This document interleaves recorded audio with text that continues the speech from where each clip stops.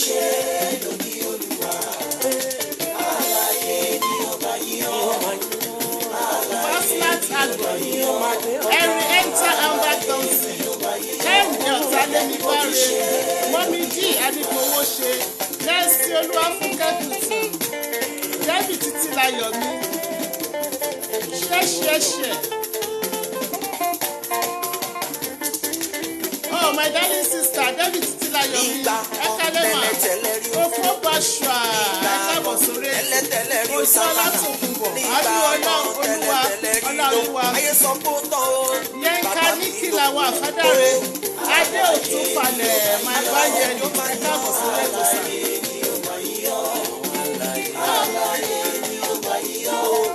Ẹ wàá tó mi ẹ kò ṣeun tì.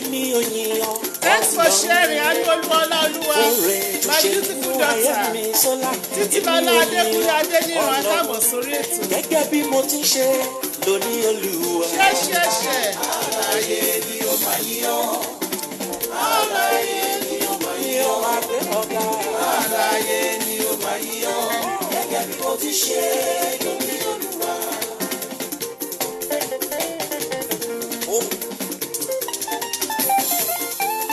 Sìmí àtàdéròǹkẹ́ Mádéró.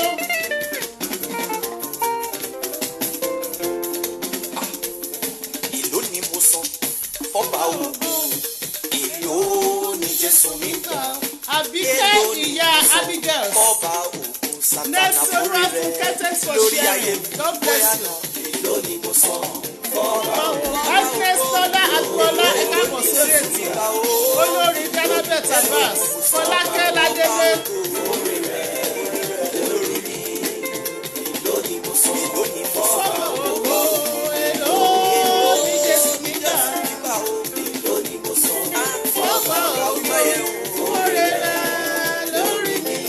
Sọ wípé èló ni mo san bí mo ṣe ń jẹ. Èló ni mo san bí mo ṣe ń rìn.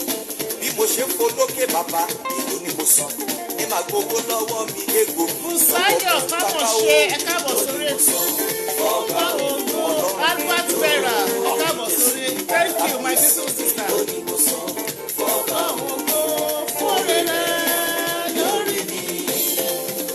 Abigail Adébímpé Adéníjì. Thanks for watching.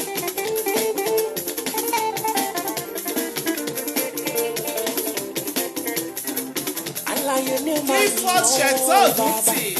Alààyè ni ó máa yìn ọ́ ọmọ. Òkú tó ti kú Ó lè yìn ọ́, alààyè ni ó máa yìn ọ́, bàbá. Alààyè ni ó máa yìn ọ́ bàbá. Alábí ọmọ London Ẹ̀kábọ̀ sórí ètò. Fọláṣadé Akínyóyè. Ó lè yìn ọ́, alààyè ni ó máa yìn ọ́ bàbá. Ọláyọ̀ Jésù Dípọ̀. Ó lè yìn ọ́, alààyè ni ó máa yìn ọ́ bàbá. Tóyìn Ẹ̀kábọ̀ sórí ètò. Alájà Fáyọ̀kẹ́ mi Kàfáyà. Alààyè ni ó máa yìn ọ́ Ọlọ́run ẹ̀mí mímọ́. Títílọlá Fọláfọlá Ẹ̀kábọ̀ sórí ètò.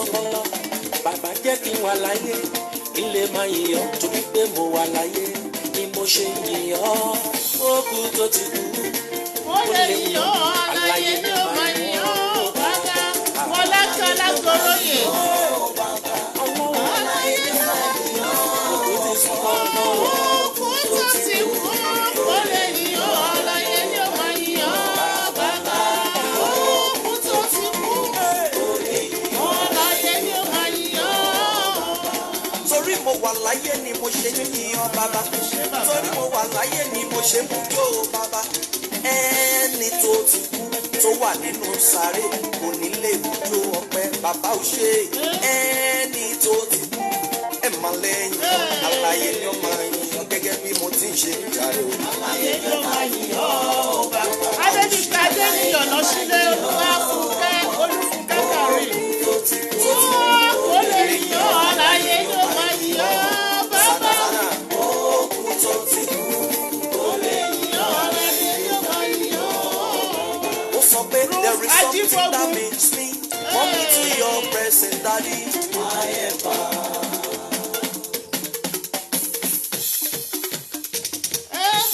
Mi nígbà There is something that Abẹ́kẹ́ Gold ẹ káàbọ̀ sórí ètò. Múni Màjà ẹ káàbọ̀ sórí ètò. You are my helper, oh.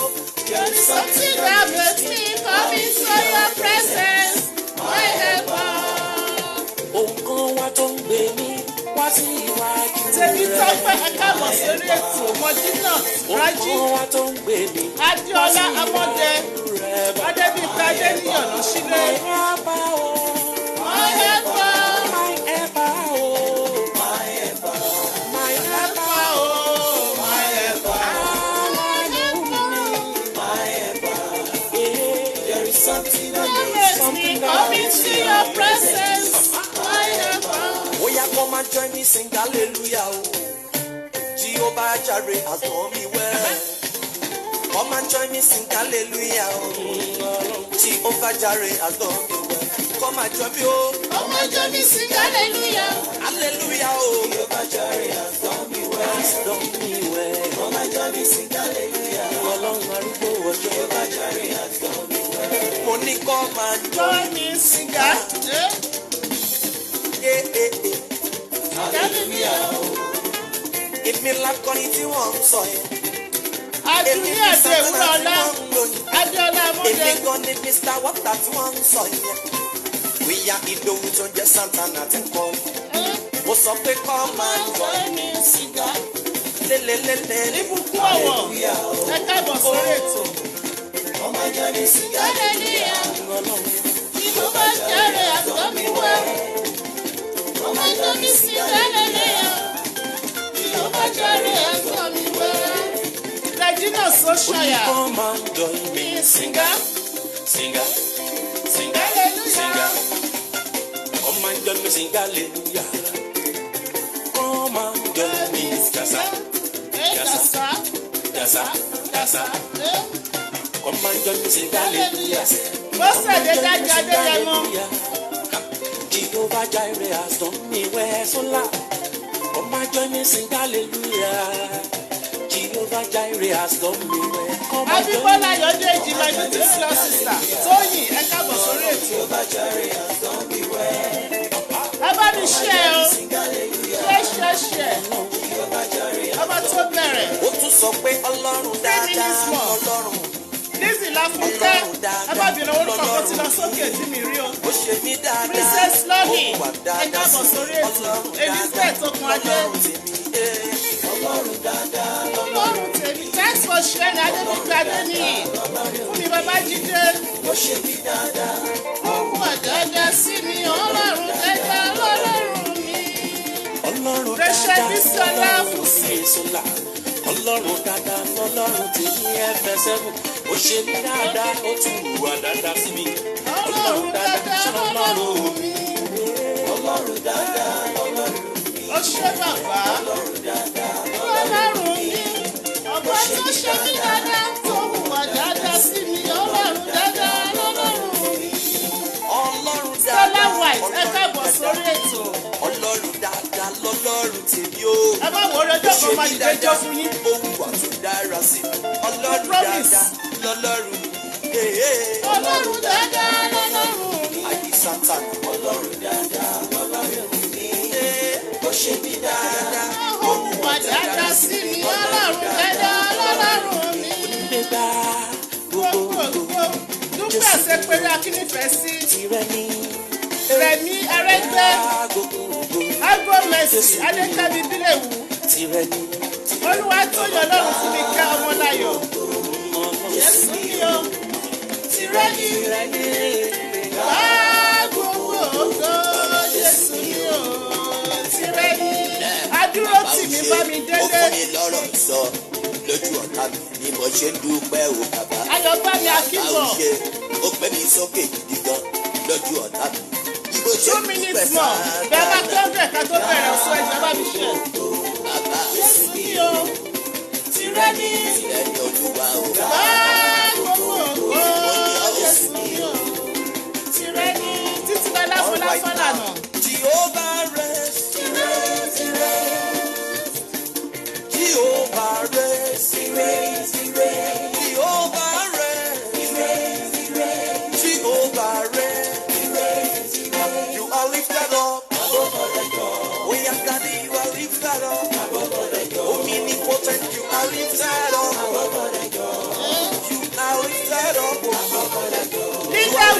Stella White. Ìwọ lorúkọ tó ju gbogbo orúkọ lọ. Jehovah reign. Jehovah reign. Jehovah reign. Jehovah reign. You are lifted up. Aláàjà olórí tẹ̀sí my beautiful sister ẹ káàbọ̀ sórí ètò ó tún jẹ́ mẹ́ta lórí ètò yìí. You are lifted up. Only you can do what no man can do, Jehovah. Ṣebí wọn ló lè ṣe tẹ́dá kan ò lè ṣe Ọlọ́run wa. Only you can say what no man can say, Jehovah. Ayọ̀mídé Fáládé fọ́mọ pẹ̀sì ká tó bẹ̀rẹ̀ tó. Ṣé. Ìwọ ló lè sọ ẹni kankan ò lè sọ Ọlọ́run wa. Only you can do what no man can do, Jehovah. Only you can do what no man can do, Jehovah. Ṣebí wọn ló lànà sí tí ó kù lọ́jọ́ ọjọ́ wọn ni. Olúkẹ́mi Òjìṣùwé Comfort Adélẹ́yẹ Rónkẹ́rù Ìṣòwúlẹ́yẹ. Ó sọ mi dọ̀tí yìí wáìnì Kábíyèsí bí tí láyé ẹ̀dá ò lárò pé káàbọ̀ sórí ètò iṣẹ́ àgbòkè. Ṣé. Only you can do what no man can do, my daddy. Only you can do what no man can do, Jehovah. Olúwa yìn ọba àwọn ọba. Olúwa yìn ọba àwọn ọba. Ayé àtàwọn tó tẹ̀dó sí Adékìs. Orin ayọ̀ sọlọ́run ẹ̀yìn ilẹ̀ gbogbo. Olúwa yìn ọba àwọn ọba. Olúwa yìn ọba bàbá. Ayé àtàwọn tó tẹ̀dó sí ẹ̀ẹ́dẹ́gbẹ̀kan náà. Orin ayọ̀ sọlọ́run ẹ̀yìn ilẹ̀ gbogbo. Bàbá mi àgbà. Ó ga jù Fàájì Unlimited. Alẹ́ tọ́sí olóyin mọ́mọ́láwà yàwọn èèyàn ń jùdí wọ́n ju pa wọ́n ju sẹ́ ó ga jù. Ẹ̀yin tèmi gángan olórí Olúfúnkẹ́ Alex Bọ́sẹ̀dé Ayílára ẹ káàbọ̀ sórí ètò. Aláàjì olórí tẹ̀sí ó ga jù ibo lẹ sá lọ ọpẹ́lọpẹ́ kámẹ́rà lálẹ́ yìí. Ẹ̀rí mi sá sí lálẹ́ yìí o. Ẹ káàbọ̀ sórí ètò gbogbo ẹ̀yin tẹ́ ti jó ijó lóríṣiríṣi bẹ́ẹ̀ ṣe ń jó kàṣàbùbù lẹ́ ń jó yóyò. Fọláṣadé Akínyọ̀yè náà wọ́n ń jùdí wọ́n ṣà ń jùdí látàárọ̀ ṣá ni. Ó ga ìdí yìí náà ní nǹkan Adéníran Adéníkẹ́ ẹ káàbọ̀ sórí ètò ẹ̀yin tèmi gangan ẹ ṣeun ẹ kú ìkàlẹ̀ bí mo ṣe ń wọlé bẹ́ẹ̀ lẹ́ ń bá mi wọlé Gbẹ́ngà Ọládìbóyè bàbá mi Ajídára ọlọ́wọ́ gbọgbọrọ bẹ́ẹ̀ ni o ẹ ṣeun sà Adébímpé Adéníyì ọ̀nà sílẹ̀ ẹ̀kan sọ́ra yín dìsàn ní Adékalẹ̀ lálẹ́ ẹ̀ṣẹ́ kan tá gìtá lọ ní tiyín Adéyẹmí Táíwò Balógun ẹ káàbọ̀ sórí ètò ẹ ṣé ẹ̀yẹ èèyàn mi Ramat Gbàdámọ́sí gbogbo ẹ̀yin tí mi pé orúkọ ẹ má bínú ó dàbẹ̀ ni pé ijó yẹn wọra díẹ̀ gbogbo bí mo ṣe tí mò ń kó wọn lẹ̀ báyìí orúkọ kan lọ sókè níbi òrán orúkọ mo kàn ń jó lọ ni ẹ má bínú iṣẹ́ ń jù dígbà tá a ti kọrin tán Gbẹ́ngà Ọládìbóyè Sammy Adétìbá my handsome brother ẹ káàbọ̀ sórí ètò olórí Kẹ́mi Ajíbádé ẹ káàbọ̀ sórí ètò anyway orí ètò straight the point òun lẹ wà yìí ibi tá a ti ń dára èwo lẹ tún ń jòyè Gbẹ́ngà Ọládìbóyè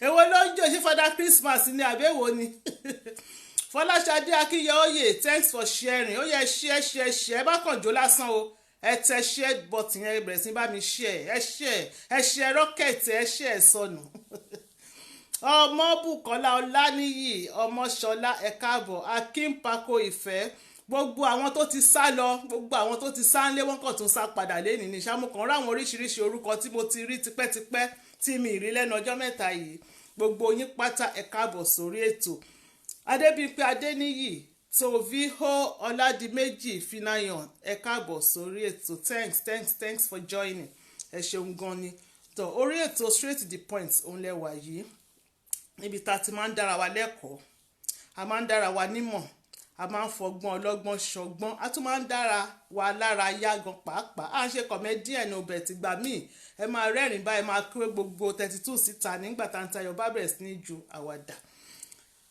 Fún àǹfààní ẹ̀yin tẹ́ ṣe ń join wa for the first time orí ètò straight to the point true life story òun la máa ń sọ lórí ètò yìí.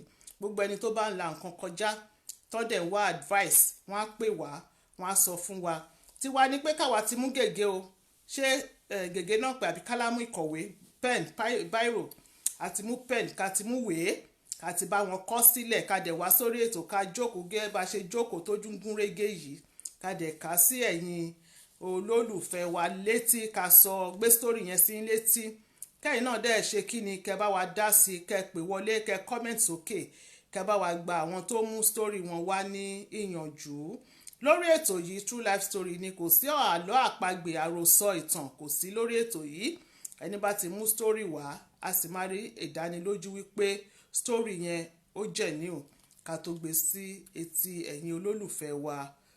Please let's go straight to the point. Oyèṣọlá Owórù ẹ káàbọ̀ sórí ètò orí straight to the point náà láti wà ibẹ̀ ládẹ̀ tí ń go straight yìí náà. Abímbọ́lá Ayọ̀dèjì sábà gbádùn tí ẹ my blood sister má wọrí bí next week àjọ máa gorí ètò yìí ni give point ma o ṣeun Sami Adétìbá a máa give point nísìnyìí.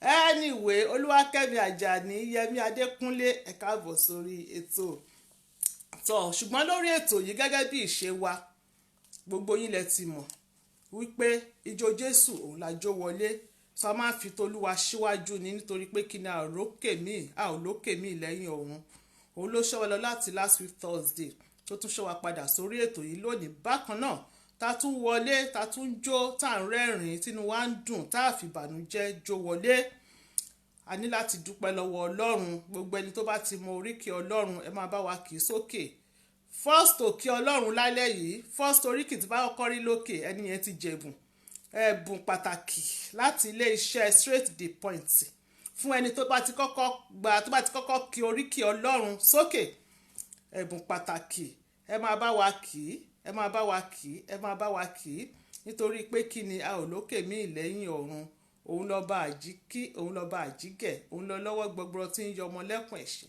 òun lẹ́kùn ọkọ Fáráò àrí ìró àlàlápá rọ́bìrọ́bì gbẹngbẹlẹ́kú tó ń dá níbi tó hùn ún ẹ̀yin èèyàn mi ẹ bá wa kì í ó dàbí ẹni pé ẹ má bínú ó dàbí ẹni pé bóyá nẹ́tíwọ̀kì ni àbí nǹkan kan ṣá mi ì rí kọ́mẹ̀ntì ókè mo ti rí kọ́mẹ̀ntì sìn. Ayọ̀bámi Akínbọ̀ ìlú wo lẹ́yìn wà o ẹni tó bá kí Ọlọ́run tó bá ti wà nílùú Nàìjíríà kò sẹ́bù fún o àwa ti Yúróòpù ni o Ayọ̀bámi Akínbọ̀ ló kọ́kọ́ kí Ọlọ́run ìlú wo lẹ́wà o ká lè ju ẹ̀bùn yín sí yín o anyway máa wọlé tó bá wà nínú Nàìjíríà náà ẹ̀bùn wà fún yín King of Kings ọba ayérayé àkìkìtàn yààlà ẹni tó kọ́kọ́ kí Ọlọ́run yẹn bá ti sọ̀kalẹ̀ mo lè gbàgbé orúkọ yín sọ ẹ jọ̀ọ́ ẹ send message sí mi ẹni tó jẹ ẹ̀bùn ní last week ẹ̀bùn yìí ti wà ní àìtí ìráyè post ẹ̀ àti rí message yín àti rí àdírẹ́sì yín a máa post ẹ̀ lọ́sẹ̀ yìí lágbára Ọlọ́run Ayọ̀bámi Akínbọ̀ ẹ jọ̀ọ́ message wa sínú inbox pẹ̀lú àdírẹ́sì yín níbikíbi tí ẹ bá wà. Kábíyèsí ọba àkèkìtàn USA ó dá ẹ bá wa sẹ́ǹdì orúkọ yín ọbájígì lẹ fẹ́ kọ ọba ńlá ọgbàmùgbàmù ọlọ́wọ́ gbọgbọrọ àkèkìtàn olórúkọ ńlá ọba tó lọ kọrin kése ọba tó tẹ́lẹ̀ bí ẹni tó tẹ́ni ọba tó tan sánmọ̀ bí ẹni tó taṣọ elébùrú ìkẹ́ apani ajíni ẹni ńlá tó ń ṣohun nílá ọ̀gbàgbà tí ń gba láìlára ọba tí ń gbani lọ́jọ́ ibi ọ̀gbọ̀gbẹ́ni níjà kẹ́rù òbo níjà abiyamọ agbọ̀já gbọ̀rọ̀gbọ̀rọ̀ elétí ń gbáròyé adúpẹ́ lọ́wọ́ yín ìbáyín bàbá alágbádá iná aláwọ̀ tẹ́lẹ̀ oòrùn I am that I am alápá kàbìtì elétí ń gbáròyé olúwa ẹ ṣeun bàbá ẹ ṣeun ẹ̀yin èèyàn mi o adúpẹ́ tẹ́ bá wa kì í sókè olúwa adúpẹ́ ìbáyín bàbá adúpẹ́ torí pé ẹ ṣọ́ wa lọ láti last week Thursday tẹ́tún ṣọ́ wa padà sórí ètò yìí àwọn kan ló lọ tán dé mọ́ ọ̀pọ̀ ló wọlé tí ò jáde ọ̀pọ̀ ló jáde tí ò wọlé ọ̀pọ̀ ló sùn tí ò jí ọ̀pọ̀ ló wà ní ilé ìwòsàn ọ̀pọ̀ ló ń ṣọ̀fọ̀ lọ́wọ́lọ́wọ́, ọ̀pọ̀ ló wà nínú ìnira, àfihàn wọn àfi ń gbórúkọ yín ga ni. Àwa tún lọ atúnpadà dé tẹ̀rín tọ̀yàyà, atúnpadà dé sórí ètò yìí. Olúwa ẹ gbà yín, kẹ́ gba ọpẹ́ wa.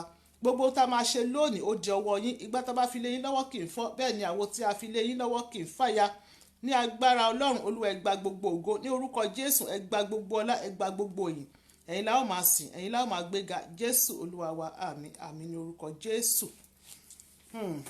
Ẹ ṣeun bàbá. Ya Ramon ya Rohim, arúgbó ọjọ́, ẹ ṣeun bàbá, báyìí o. Tọ́ eléyìí tí ọpọ́n tún sún kàn nísìnyìí gẹ́gẹ́ bí ẹ ṣe mọ̀, òun ni national anthem. A ní national anthem lórí ètò yẹn, má jẹ́ ó yà yín lẹ́nu o. Bẹ́ẹ̀ ni o, gbogbo orílẹ̀-èdè ló ní national anthem. Àwa náà straight to the point states straight to the point states, àwa náà ní national anthem tiwa. Yá Káfí, ọba tó ń finá bora bí aṣọ, olórúkọ púpọ̀ ni. For Yorùbá please, Mercy Worthy Adesina, mi mọ̀ kọ́ tẹ́ kọ yẹn bí yàkẹ́ tún kọ dáadáa. Bẹ́ẹ̀ ni straight to the point state of Aunty Ayọ̀. Ó yá national anthem o. Ẹ dúró dáadáa, ẹ dúró déédéé tí mo bá ṣe máa ń dúró lórí ètò yìí, kò sẹ́ni gbọ́dọ̀ mira. Everybody attention, Aunty Ayọ̀ nìkan ló gbọ́dọ̀ jó. Ẹ̀yin tèmi báwo ni o ṣe wà, lẹ́lẹ́lẹ́lẹ́lẹ́lẹ́lẹ́lẹ́ àwa. Ẹ̀yin tèmi káàkiri àgbáyé ṣe wà, lẹ́lẹ́lẹ́lẹ́lẹ́lẹ́lẹ́ àwa. Ẹ̀yin tèmi yọwọ́ yín dà, ẹ jẹ́ kí n rọ́wọ́ yín o. Ó yá first tó náwó, mi ì tí lè sọ nǹkan tó máa ṣẹlẹ̀ bóyá máa gbẹ̀bùn o. Ẹ̀yin tèmi yọwọ́ yín dà, ẹ jẹ́ kí n rọ́wọ́ yín o. Ọwọ́ yín dà, ẹ jẹ́ kí n rọ́wọ́ yín o. Anyway, eléyìí tí ọpọ́n tún sún kàn nísìnyìí, òun ni èmi ni rékàn. Mi ti rí àwọn tó náwó, mo ti rí love, ọwọ́ ni mo ní kẹ́ẹ̀nà. Àwọn kan ti ń náwó. Ẹ ṣeun, thank you. Ok, n sọ pé ẹni tó náwó, ẹni tó bá ti kọ́kọ́ náwó, ó máa gba ẹ̀ bóyá ẹ̀bùn. Ok, ẹ ká fún wọn lẹ́bùn, ẹ̀bùn yín rèé.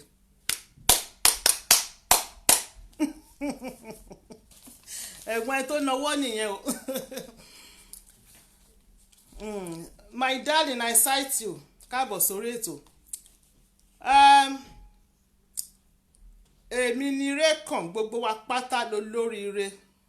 Bámilọ Lawrence Owófadéjù, Júmi mo ṣe bọ́lá tán, Adébímpé Adéníyì Ọ̀nàṣílẹ̀, Àjọkẹ́ Ọmọkúnmi, Lizzy Láfúnkẹ́, ẹ káàbọ̀ sórí ètò. Tọ́ gbogbo wa pátá ló lóríire o, ṣùgbọ́n àwọn kan wọ́n ń ṣoríire lọ́wọ́ báyìí. Àwọn tí a bí nínú oṣù yìí, oṣù May, a kí yín wípé ẹ kú oríire, happy birthday, ẹ̀mí á ṣe púpọ̀ lókè èèpẹ̀. Gbogbo yín pátá tàbí nínú oṣù yìí ni à ń fìwò yìí kí wípé happy birthday o. Ẹ̀mí yín tó ṣe ọdún yìí ló máa ṣe ọ̀pọ̀lọpọ̀ láyé. Àtàwọn tó tún ṣoríire, àwọn tó ń gbéyàwó, àwọn tó ń gbọ́kọ, torí bọ́n ṣe ń gbéyàwó náà ṣe ń gbọ́kọ, àwọn tó ń kómọ, àwọn tó ralé, àwọn tó ralẹ̀, àwọn tó ra mọ́tò, àwọn tó gbàwé ìgbélùú, àwọn tó ṣe graduation, gbogbo olóríire pátá, àwọn tí ó kọ́lé, àwọn tó ń fún nílé káńsù gan pàápàá, àwọn tó pàṣẹ driving test wọn, gbogbo yín pátá tẹ ṣoríire ni a kí wípé ẹ kú oríire o. Ohun bí ayọ̀ kò ní tán nínú ayé yín, kò ní tán nínú ayé ojú kọ̀ọ̀kan, orí kọ̀ọ̀kan tó ń wò wá àti tèmi náà. Ire á kárí gbogbo wa o. Ọgbà ìfẹ́, a máa ṣe ọgbà ìfẹ́ yẹn pápápá torí mi ìfẹ́ pẹ́ lórí ètò lálẹ́ yìí. Ọgbà ìfẹ́, gbogbo ẹni tó bá ń wọ́kọ tàbí tó ń wáya, ẹ kàn sí wa lórí ètò yìí.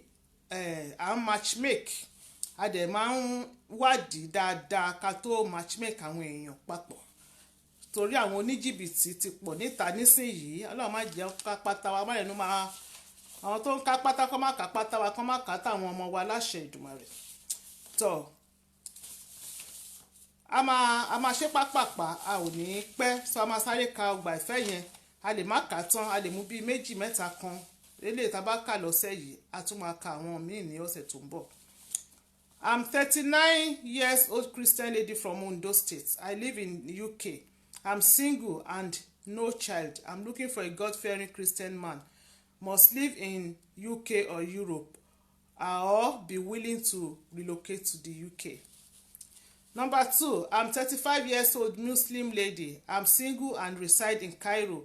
I'm looking for a God-fearing Muslim man. Number 3, I'm 53 years old single mom, lady from Osun State. I have 4 children. Age ẹ má bínú ó dà ń pẹ́ ẹni yẹn ti ẹni ò yẹ kí n kà mọ́ àti matchmake ẹni yẹn so mo ní láti cross yẹn out ẹ má bínú. a máa lọ sí number 4 ǹsẹ̀. I'm 44 years old single man from Edo State. I live in Lore, Maryland, USA. I have never been married and no child. I'm looking for a God-fearing Yoruba woman between the age of 40 and 44. Number 5, I'm a divorcee man from Ibadan. I live in Canada. I'm looking for a God-fearing single lady in England. She must be a Yoruba woman and around 35 years old. The last but not the least, I'm a Christian lady aged 49 years old living in Republic of Ireland. I'm from Delta State. I'm looking for a God-fearing man, must be able to travel and must live in diaspora. Kò jẹ́ bó ṣe jẹ́ lórí ètò ọgbà ìfẹ́ yẹn. A máa lọ sórí a máa tolówó ọjà díẹ̀. Má bínú.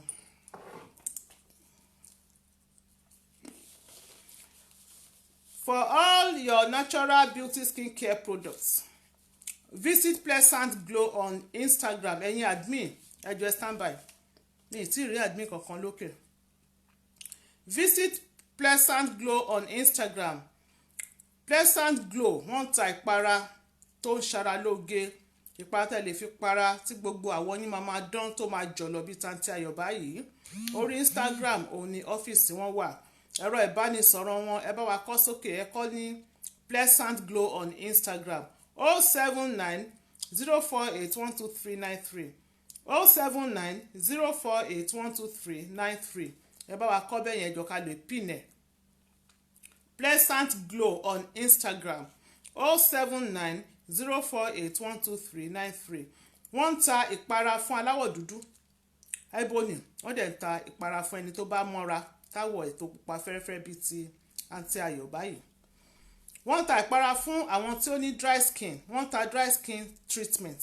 Wọ́n dẹ̀ ń ta knuckle treatment. Gbogbo àwọn tí wọ́n bá ń tọwọ́ bomi lóòrèkóòrè àbí tán lo cream tí knuckles wọn tó dúdú. Wọ́n ń ta cream tí ẹ lè fi pa tó máa ṣí gbogbo dúdú yẹn kúrò tí gbogbo ẹ máa blend papọ̀. Wọ́n ń ta clean and clear kiddies soap. Ọṣẹ fún àwọn ọmọ kékeré láti fi wẹ̀. Kò sí nǹkan tọ́ṣẹ yóò kí ń gbọ́. Kò sí gbogbo àrùn skin, any kind of skin conditions tí kò kí ń gbọ́. Òun làwọn ọmọ mi náà ń lò. Wọ́n ta ọṣẹ yẹn. Wọ́n ń pè ní clean and clear kiddies soap. Wọ́n ń ta kiddies butter. Tẹ́ bá ti ra kiddies soap yẹn, ẹ ra kiddies butter yẹn pẹ̀lú very nice cream. Organic ni o, kò sí chemical kankan níbẹ̀. Gbogbo nǹkan bí làpálàpá bí èélá bí nǹkan kan gbogbo ẹ̀ ni ó ń gbọ́. Òun àti ọṣẹ yẹn lè máa jọ rà papọ̀. Exfoliating body soap fún àwọn àgbàlagbà tó máa ṣara yín lóge. Tára yín máa jọ̀lọ̀ tí ò ní sí kọ̀rọ̀kọ̀rọ̀ kankan tó máa blend tẹ́ máa dàbí ọmọ tuntun, ọmọ jòjòló. Ẹ bá wọn rà exfoliating body soap. Extreme Glow body milk lẹ máa lò pẹ̀lú body soap tí mo polówó tán sí. Extreme Glow body milk. Amáradán amárajọ̀lọ̀ náà ni. Ẹ̀yin admin mi ẹ ṣeun gan ni ẹ ti wọlé. Bẹ́ẹ̀ tó dàbẹ́ ni pé ẹ ṣeun ẹni tó bá wa kọ kíní yẹn sókè. Àmọ́ nǹkan tó tún ṣe system lálẹ́ yìí àmì admin. Orúkọ yín lẹ tún fi wọlé o, ẹ fi straight to the point wọlé. Àmọ́ nǹkan tó tún ṣẹlẹ̀ lálẹ́ yìí o. Kí ló ń ṣẹlẹ̀ o? Ẹ jẹ́ ká mọ̀. Ẹ má bínú ẹ jọ̀ọ́. Wọ́n ń ta Night Glow face cream àti Extreme face cream. Night Glow face cream yẹn àti Extreme face cream wọ́n ní eléyìí tẹ́ máa lò láàárọ̀ àtàlẹ́ òun lè léyìí. Kékeré yìí òun lẹ máa lò tẹ́ bá ti fẹ́ sùn lálẹ́, ẹ máa fọ ojú yín, ẹ máa fi pa ojú yín. Tó bá ti di àárọ̀ ẹ fọ̀ kúrò. Ẹ wá fi eléyìí Extreme face cream yìí òun lẹ máa fi pa ojú láàárọ̀. Méjèèjì yìí ó ń gbọ́ ṣẹ́rí gbogbo bóyá ẹ ti ní pimples ni ó máa gbọ́ pimples yẹn náà àbí tó yẹ pé pimples yẹn ó ti lọ àwọn dúdú àwọn blackheads ó máa gbọ́ gbogbo ẹ̀ ó máa clean ẹ̀ ní ojú yín máa dán bí jígí ni tí kò ní sí nǹkan kan lójú yín ṣe ti rójú òun láti ayọ̀ ń lò ẹ̀yin tẹ́ ń béèrè àṣírí ẹwà wa òun nìyẹn ẹ bá wa rà á. wọ́n ń ta pọ̀nmọ́ ìjẹ̀bú wọ́n ń ta ẹja gbígbẹ wọ́n ń ta irun lọ́lọ́kan òjọ̀kan orí Instagram òun lẹ ti máa rí wọn òun la pin sókè yẹn Pleasant Glow on Instagram 07904812393 kò jẹ́ bó ṣe jẹ́ a máa tún ṣe advert sí story yẹn ṣókí lọ́bẹ̀ oge ni story tá a mú wá ẹ má lọ ó dùn ó lóyin ó ní mẹ́ńtọ̀ ló ta yẹ́rí lẹ́nu ó tún lọ́mọ rí tẹ́tẹ́ farabalẹ̀ ẹ ní sùúrù díẹ̀ fún wa. For your engagement service catering service hall decorations wedding cake birthday cakes ẹ kàn sí alága ìdúró wọ́n ń ṣe alága ìdúró alága ìjókòó wọ́n ń ṣe small chops ẹ kàn sí count your blessing venture nílùú Ondo ni wọ́n kalẹ̀ sí gbogbo ẹ̀ tẹ́ ń gbé lóńdó àbágbègbè Ondo Ilé Ifẹ̀ ní Àkúrẹ́ lọ sí Ìbàdàn títí dẹ́kọ̀ọ́ kò síbi tí wọn ò lè travel lọ tẹ́ bá pè wọ́n á jẹ́ yín ní ho tẹlifóònù ẹ̀rọ ìbánisọ̀rọ̀ wọn 070-695-25539 nílùú Nàìjíríà ni o 070-695-25539. Yínká Melody maker musician tó make sense ìlú London ni wọ́n kalẹ̀ sí a play orin wọn ní last week náà tó bá di next week a tún play orin wọn musician tó gbajúgbajà ni wọ́n tẹ́ bá ní nǹkan tẹ́ ń ṣe bóyá ìgbéyàwó ni o ìkómọ ni o anything birthday ni o ẹ pè wọ́n Melody maker anywhere lẹ́tìlẹ́ lè pè wọ́n lọ sílùú Ireland náà wọ́n máa ń shuffle between Ireland and England ni so 074-705-74407 074-705-74407 ẹ kàn sí wọn lórí ẹ̀rọ ìbánisọ̀rọ̀ yẹn. We have 20 gigabytes unlimited minutes O2 and Vodafone SIM plan at £18 a month. No credit check required. Contact IV Mobile UK on 0800 275 1975 0800 275 1975. The last advert. Celestial Church of Christ, Everlasting Glory of God, Ògo Olúwakitan Parish, ní ìlú Leicester, ìjọ mímọ́ Kristi láti ọ̀run wá ti ìlú Leicester. Wọ́n fi wòyí wọ́n fi ń pe gbogbo ènìyàn. You are cordially invite everyone to their third annual adult harvest, which will take place on Sunday, 16th of June, 2019. Venue: Aystone Leisure Centre, 2 Knighton Lane, East Leicester, NE2 6LU, UK. Time: 11 a.m. prompt. Ìjọ mímọ́ Kristi láti ọ̀run wá tọ́kalẹ̀ sílùú Leicester. Wọ́n fìwé pè yín sí ìkórè wọn tí wọ́n ṣe lọ́dọọdún. Wọ́n ní kẹ́ wá bá wọn ṣàjọyọ̀. Ẹ wá sọ̀díwù kẹ̀ sí Jésù lọ́rùn. Kẹ́ jẹun kẹ́ tún dì lọ́lé. 16th of June 2019 òun ni ó máa ṣẹlẹ̀ láti aago 11 títí di ilẹ̀ mọ́ tó bá possible. Okay, fẹ̀yìntì o. Ẹ fẹ̀yìntì ẹ gbé drinks in because a máa jọ gbádùn ara wa lálẹ́ yìí. Adéyínká Agboola, thanks for joining. Àwọn àǹtí kan ni wọ́n pè mí. Wọ́n ní àǹtí Ayọ̀, mo ní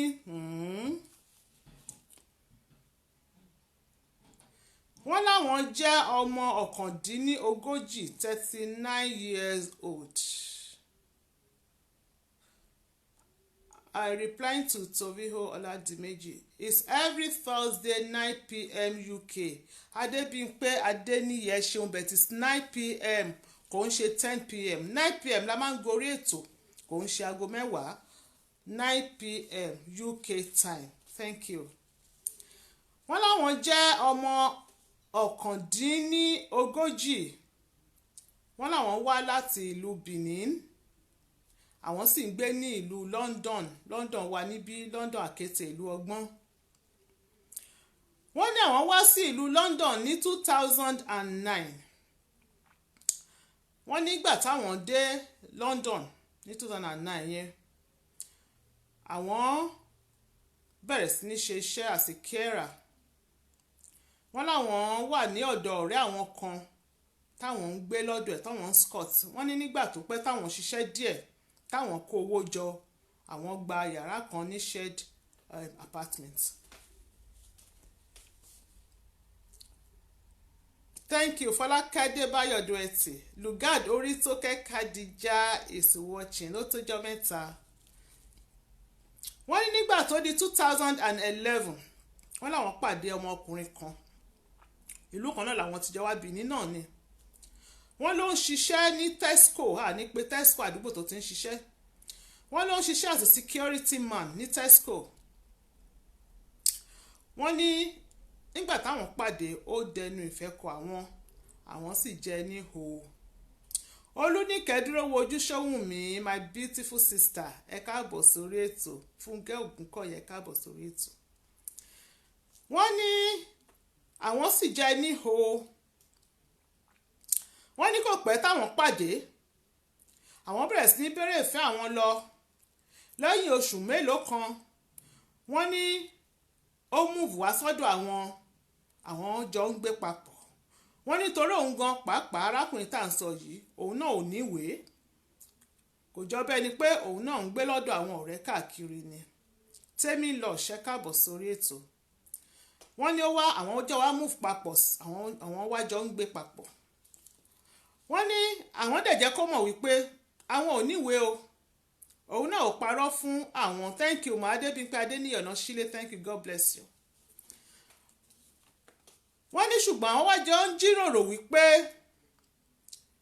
tí àwọn bá tiẹ̀ lè bímọ báwọn méjì ò bá tiẹ̀ níwèé àwọn fẹ́ràn ara àwọn táwọn bá lè bímọ nígbà tó bá yá bó pẹ́ bóyá àwọn á gbàwé lórí ọmọ yẹn. wọ́n ní gbogbo nǹkan lọ létòlétò fáwọn àwọn fẹ́ràn ara àwọn lóòrèkóòrè làwọn dẹ̀ máa jọ ń wà papọ̀ àfi tó bá yẹ pé àwọn wà níbi iṣẹ́ nìkan. táwọn bá ti wà nílé àwọn ń lọ oko àwọn jọ ń lọ ni wọ́n ń lọ sódò àwọn jọ ń lọ ni. wọ́n ní nígbà tó tó bíi ọdún kan táwọn ti jọ ń gbé táwọn ti ń béèrè ìfẹ́ àwọn bọ̀. wọ́n láwọn ṣáà wá notice wípé bíi kó nǹkan má rí bíi ti tẹ́lẹ̀ mọ́ bíi kó lọ síbi iṣẹ́ kó pẹ́ dé tàbí kó sọ wípé lẹ́ni o náìtì lòun máa ṣe tóun dẹ̀ mọ̀ pé kò gba iṣẹ́ náìtì àbí káwọn pè kó má gbàgo káwọn send message kó má reply àbí kó délé káwọn ní kí ló dé tó fi pẹ́ bẹ́ẹ̀ yẹn kó gbà síjà kó ní ṣòun ṣọ́ mi ni òun ò kì í ṣọmọdé kóun ṣayé òun. wọ́n ní ara wa bẹ̀rẹ̀ sí ní fún àwọn wípé ajá tó ti rí ni tẹ́lẹ̀ tó ń yọ̀rù tó bá wá rí ni tó ń gbó ó yẹ ká fura. wọ́n náà wá bẹ̀rẹ̀ sí ní ṣọ́ arákùnrin yìí àwọn bẹ̀rẹ̀ sí ní ṣọ́. wọ́n nígbà tó di ọjọ́ kan wọ́n ló gbé fóònù ẹ̀ sílẹ̀ ó wọ balùwẹ̀ ó lọ wẹ̀. wọ́n ní bó ṣe lọ wẹ̀ làwọn bá he fóònù làwọn bá bẹ̀rẹ̀ sí ní túnu fóònù. wọ́n ní nígbà táwọn máa rí ẹni tí arákùnrin yìí tó ń bá chat àti gbogbo chat tí ó ń bẹ nìyẹn arábìnrin míì another lady tó ń bá chat wọ́n ní inú àwọn bàjẹ́. wọ́n ní nínú mẹ́sẹ̀gì yẹn wọ́n ló sọ fún arábìnrin yẹn wípé kó arábìnrin yẹn pé òun promise arábìnrin yẹn kó má wọ́rì òun ò ní pẹ́ kó kúrò níbi tó ń wá yìí tóun bá ti kó kúrò ń bẹ́ẹ̀ ńkọ́ o ẹni yẹn ni òun ń bọ̀ wá bá. wọ́n ní arábìnrin yẹn wá sọ wípé ẹni tẹ́jọ́ ń gbé ńkọ́ wọ́n ló sọ wípé òun ò nífẹ̀ẹ́ àwọn nítorí àwọn ò wà compatible àti wípé fẹ̀kàn tẹ́lẹ̀tẹ́lẹ̀ òun kàn ń manage àwọn ni pé kò sífẹ̀ẹ́ níbẹ̀ òun ò fẹ́ràn àwọn. wọ́n ní àwọn ò lè mú mọ́ra àwọn dúró kó jáde ní balùwẹ̀ àwọn bá kó lójú. wọ́n ní bó ṣe sọ dariwo nìyẹn wípé kí ló ń túnú fóònù mi sí ṣe kìnnìkan privacy òun ni àwọn intrude. wọ́n ló ṣàgbáná jẹ tó sọ ọ́ dìjà rẹpẹtẹ. Wọ́n ní láti ìgbà yẹn wọ́n ló bá jáde lọ. Wọ́n ní láti ìgbà yẹn inú àwọn wá dùn sí. Àwọn wá wò pé níwò wípé ó kàn fẹ́ wá lo àwọn ni. Wọ́n ní pàápàá jùlọ nínú ilé tí àwọn ń gbé yẹn, wọ́n ní kò bá wọn san owó ilé, kò bá wọn san nǹkan kan. Táwọn bá tún ní kó san owó iná, ó máa fọwọ́ luwọ́ ni, bẹ́ẹ̀ ló sì ń ṣiṣẹ́. Wọ́n ní ibi táwọn ti bẹ̀rẹ̀ sí ní bínú nìyẹn. Ìgbà tó yá ara àwọn ò gbà mọ́ tó bá ti yá. Wọ́n ní nígbà tó wá yá àwọn wá decide, àwọn sọ fún, ẹ má bínú, wọ́n náà wá sọ fún wípé nítorí náà nǹkan o àwọn ò ṣe mọ́, kó ní kálukú máa lọ nílọ ẹ̀. Wọ́n ní káwọn tó sọ kò tiẹ̀ bẹ̀ àwọn, bí ẹni pé ó ti ń dúró wípé káwọn ó sọ̀rọ̀ ni. Wọ́n ní bó ṣe ní ó ti dáa náà nìyẹn, bí ẹni pé ó ti rí ibìkan tó gba létí tó tẹ̀ ti dúró káwọn sọ̀rọ̀ kó tó bẹ̀rẹ̀ sí ní kó ẹrù. Wọ́n ní kò dọjọ́ kejì o, lọ́jọ́ táwọn sọ báyìí ló ní òun gan ti rẹ́dì láti lọ. Wọ́n ní bó bẹ̀rẹ̀ sí ní kó ẹrù nìyẹn, bó ṣe lọ nìyẹn, bó ṣe move out kúrò nílé àwọn nìyẹn. Wọ́n ló dùn àwọn wà heart broken. Wọ́n náà bẹ̀rẹ̀ sí ní sun ẹkún. Nígbà tó yá àwọn wò wípé káwọn move on pẹ̀lú life àwọn. Wọ́n náà wá focus lórí ara àwọn àti iṣẹ́ àwọn. Àwọn bẹ̀rẹ̀ sí ní ṣiṣẹ́. Àwọn ò tí ì bímọ rí o, àwọn ò dẹ̀ tí ì marry rí. Wípé so àwọn wá wò pé káwọn farabalẹ̀. Wọ́n ní apẹ́ jẹun kò kí ń jẹ̀bàjẹ́. Afric Delicacy ẹ káàbọ̀ sórí ètò. Ọmọlára Ìgè, Hajiya Latifat Olúbọ́dún, ẹ̀yin tèmi ẹ tún gborí wọlé ó tó jọ́ mẹ́ta. Yẹmí Ọmọkórèdé, thank you ma, ẹ káàbọ̀ sórí ètò. Louis A.Y. Zekios, ọ̀rẹ́ mi tó gbáskì, ẹ káàbọ̀ sórí ètò. So wọ́n náà wá focus lórí ara wọn àti iṣẹ́ àwọn. Wọ́n lá àwọn ò tiẹ̀ wá rí tọkùnrin kankan rò, àwọn kàn lọ bí iṣẹ́ àwọn ń bọ̀ ni, àwọn ò fẹ́ rí ẹni, àwọn ò fẹ́ kọkùnrin kankan bá wọn sọ̀rọ̀. Wọ́n ní ọdún kan lọ, nígbà tó di bí ọdún kan àbọ̀ sí, tó ti lọ sí bí ọdún méjì táwọn ti break up pẹ̀lú arákùnrin yẹn. Wọ́n ní àwọn wá pàdé arákùnrin kan, àwọn lọ sí patí, àwọn wá rí arákùnrin kan níbẹ̀. Wọ́n ní ó wá dẹnu ìfẹ́ kọ àwọn bákan náà. Wọ́n ní ṣùgbọ́n kò ń ṣe type àwọn, usually kò ń ṣe ẹni tí irú ọkùnrin táwọn máa like láti date. Wọ́n ní ó wá ask àwọn out. Wọ́n ní ṣùgbọ́n àwọn wá wò pé ó ti tújọ́ mẹ́ta, ẹni táwọn tiẹ̀ fẹ́ràn gan pàápàá báwo ló ṣe treat àwọn, pé so káwọn fún ẹni yìí ní trial, káwọn wo nǹkan tó máa tẹ̀yìn ẹ̀ jáde. Queen Rieba Alao, thank you very much my darling sister. Ọmọláyọ̀ Kútì, ẹ ṣé ẹ káàbọ̀ sórí ètò. Títí Láyọ̀ Olúkọ̀yà, rí pé ẹ tún kọrúkọ ẹ ní capital letter. Ẹ káàbọ̀ sórí ètò. So wọ́n ní physically àwọn ò like bọ̀bọ́ yẹn look ẹ̀, wọ́n ní ṣùgbọ́n àwọn wò pé àmọ́ nǹkan tí Ọlọ́run ṣe àwọn bá gbà fún, àwọn bá bẹ̀rẹ̀ sí ní date. Wọ́n ìbọn náà ṣe ń date arákùnrin yìí, àwọn rí pé feelings àwọn ò strong, wọn ò ní strong feelings fún, pé bẹ̀ẹ̀ táwọn ṣáà manage. Wọ́n nítorí pé àwọn ò ní strong feelings fún yẹn, gbogbo ìgbà làwọn máa ń jà, bó tẹ̀ jórí fóònù pé gbogbo nǹkan tó bá ṣáà ti ń sọ ó máa ń bọ́ sódì lára àwọn ò really like wọ́n lè sọ pé ó ti sọ̀rọ̀ jù bí ò tún sọ̀rọ̀ rárá, àwọn lè ní ó ti dákẹ́ jù. Sweetie Odiashi, ẹ káàbọ̀ sórí ètò. Patricia Aláké, ẹ káàbọ̀. Fúnmi Mọ́mọ́, ẹ káàbọ̀ sórí ètò. So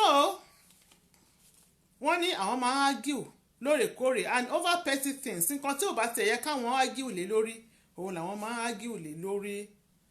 Wọ́n ní gbogbo ìgbà yìí àwọn ti tú owó jọ o, àwọn dẹ̀ ti rẹ́ni tó máa ṣe ìwé àwọn fún àwọn dẹ̀ ti bẹ̀rẹ̀ processing. Mo kí yín àǹtí Ayọ̀ ẹ kú iṣẹ́. Mojísọ́lá Àdùnní Kọ́lápọ̀, ẹ káàbọ̀ sórí ètò.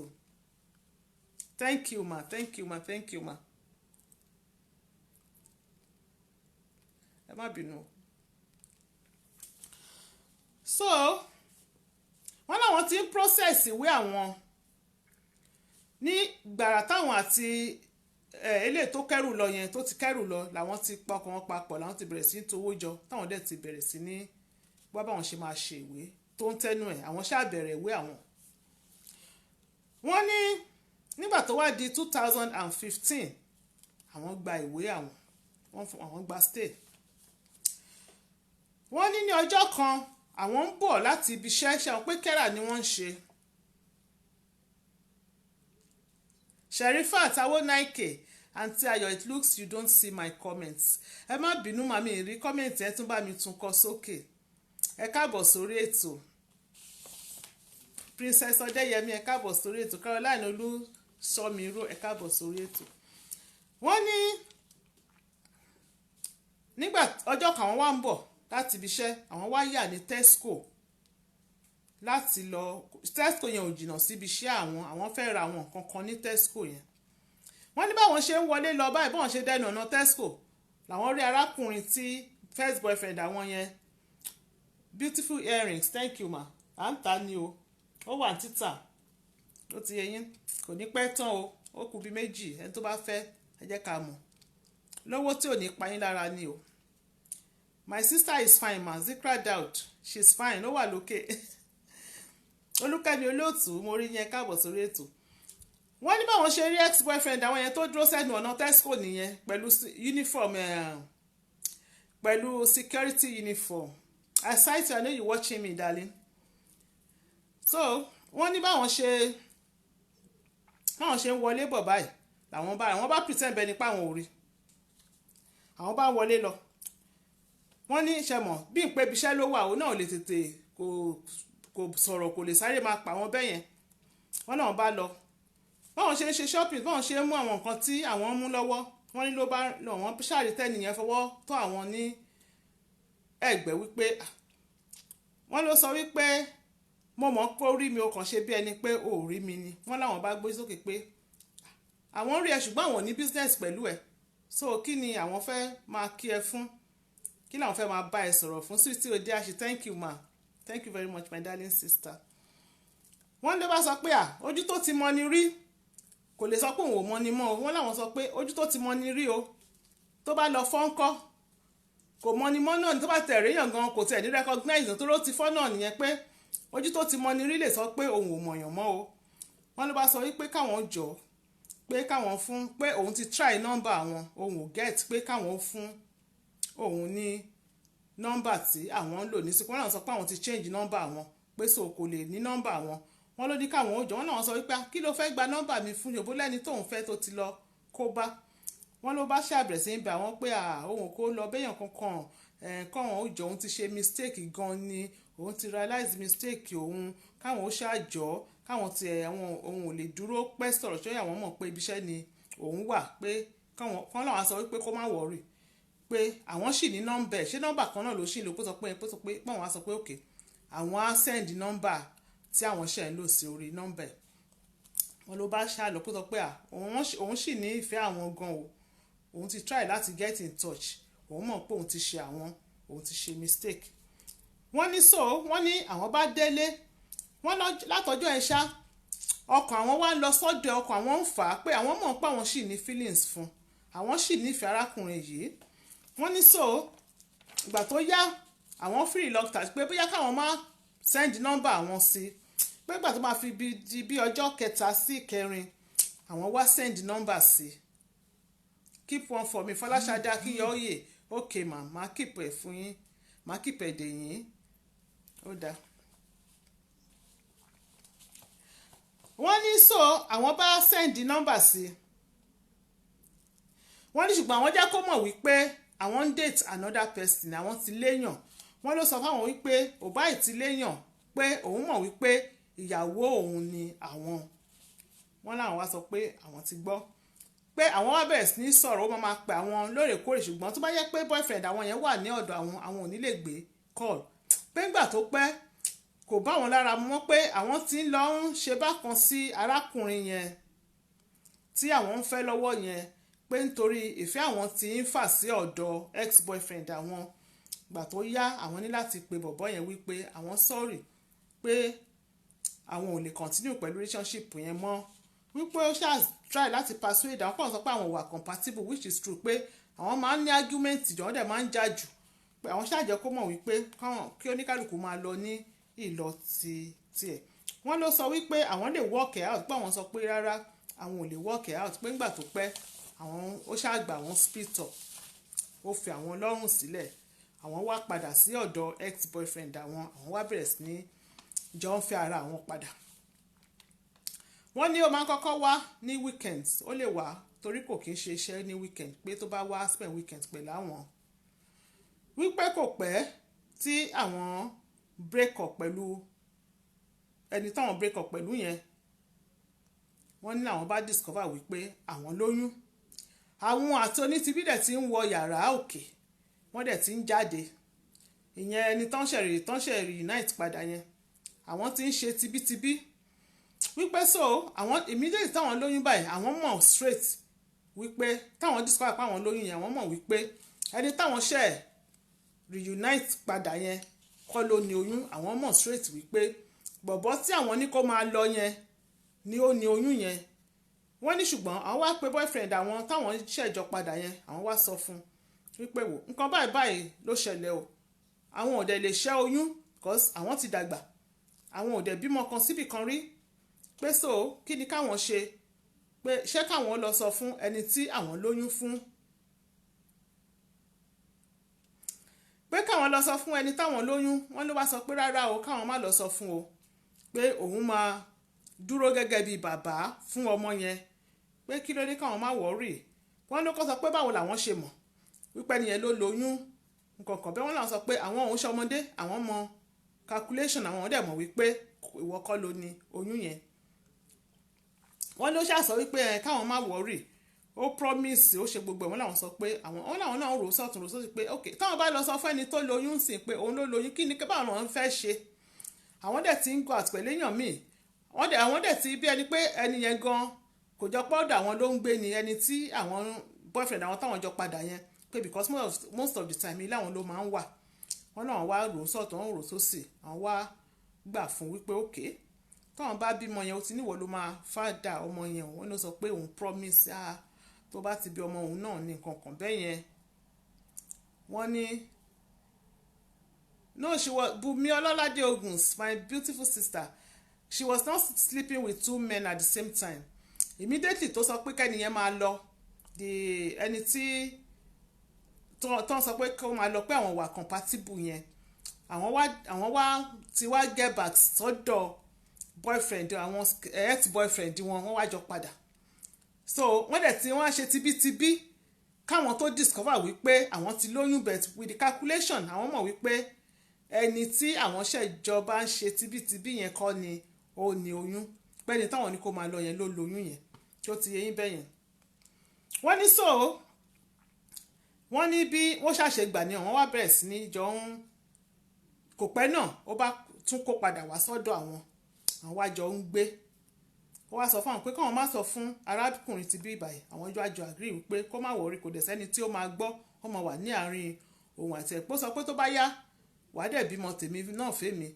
pé so òun á dẹ̀ máa ṣe bàbá àwọn ọmọ wọn náà ṣáà gbà fún ṣá wọn náà wá sọ fún wípé wọ́n ní 2020 next year yìí ni àwọn máa deal fún indefinite àwọn pé ó dẹ̀ mọ̀ àwọn dẹ̀ jẹ́ kó mọ̀ pé bẹ̀ tó ń wò tí ì níwèé kò tí ì níwèé up till now kò tí ì níwèé wọ́n ní nígbà tí àwọn lóyún yẹn wọ́n ní very very nice pé inú àwọn gan tún dùn pé ọlọ́run máa ṣeun kẹ́ pé báwọn gbé gbá báwọn gbé báwọn gbàwé á báwọn gbé pé ó really care fáwọn bí ẹni pé kò tiẹ̀ sí yàtọ̀ wípé òun kọ́ ló ní oyún wọ́n ló really nice sáwọn tóun ti ń feel lucky wípé ọlọ́run máa ṣeun wò pé bọ́lọ́run ṣe máa ń ṣe iṣẹ́ ẹ̀ nìyẹn wọ́n ní so nígbà tó di 2017 July àwọn wá bí ọmọ àwọn baby boy wọ́n nígbà táwọn bímọ yẹn inú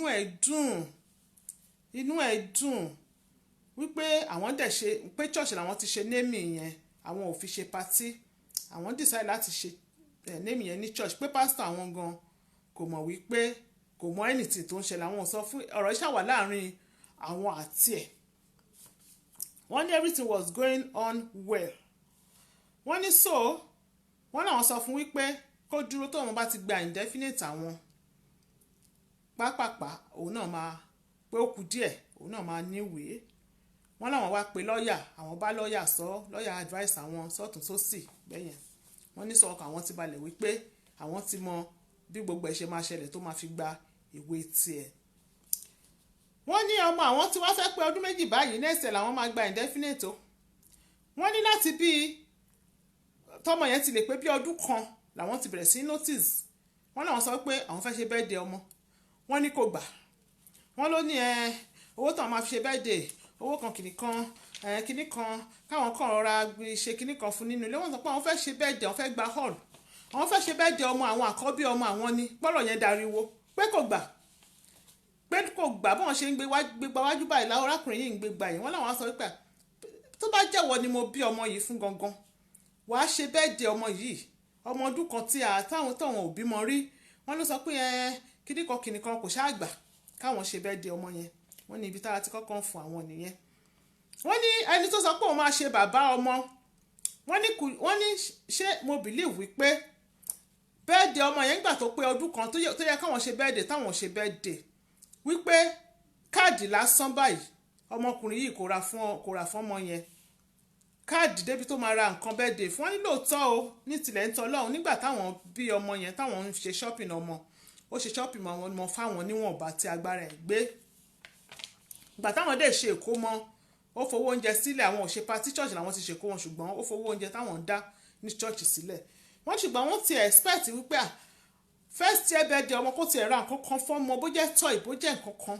wọ́n ní kò ra anything fún ọmọ yẹn wọ́n ní ibi tá a ti bẹ̀rẹ̀ sí í fún àwọn nìyẹn wọ́n ní nísìnyí pé ọmọ yẹn bí ọmọ ọdún méjì nísìn àwọn ti bẹ̀rẹ̀ sí notice oríṣiríṣi ìwà látọwọ́ arákùnrin yìí ọmọ kékeré tí ò tí ì mọ̀ nǹkan kan ó ti bẹ̀rẹ̀ sí ní jágbe mọ́ wọ́n ló ti ń kanra mọ́ wọ́n ní kó tán bá sọ pé ó dẹ̀ bá mi fa ọmọ yìí mọ́ra káwọn yẹn kinní kan ó lè lóun wo kinní kan lórí tv kíní kankan má disturb òun kinní kan wọ́n ní den nínú ilé náà expenses nínú ilé pípé kan sanwó iná káwọn charge iná kan pé wọ́n máa kanra ni oníbùkátà o oníbùkátà tóun o wọ́n lọ́wọ́ sọ kí ni mí ni oníbùkátà tiẹ̀ bùkátà wo làwọn gbélé ẹlẹ́yà tí ò kì í ṣe tiẹ̀ pé bí pé kó máa sọ̀rọ̀ lówe wọ́n náà wájú kan wá rò wípé ǹjẹ́ àwọn ò ti ṣe bàbá mistake báyìí ǹjẹ́ àṣìṣe pátápátá kọ́ làwọn ṣe yìí báyìí ṣé ó ṣì bá ṣé káwọn tètè pẹ́ ẹni tí àwọn bímọ fún wípé ìwọ ni bàbá ọmọ ọmọdé ti pé àwọn ti bẹ́ẹ̀dẹ̀ ọmọ ọdún kan kò ṣe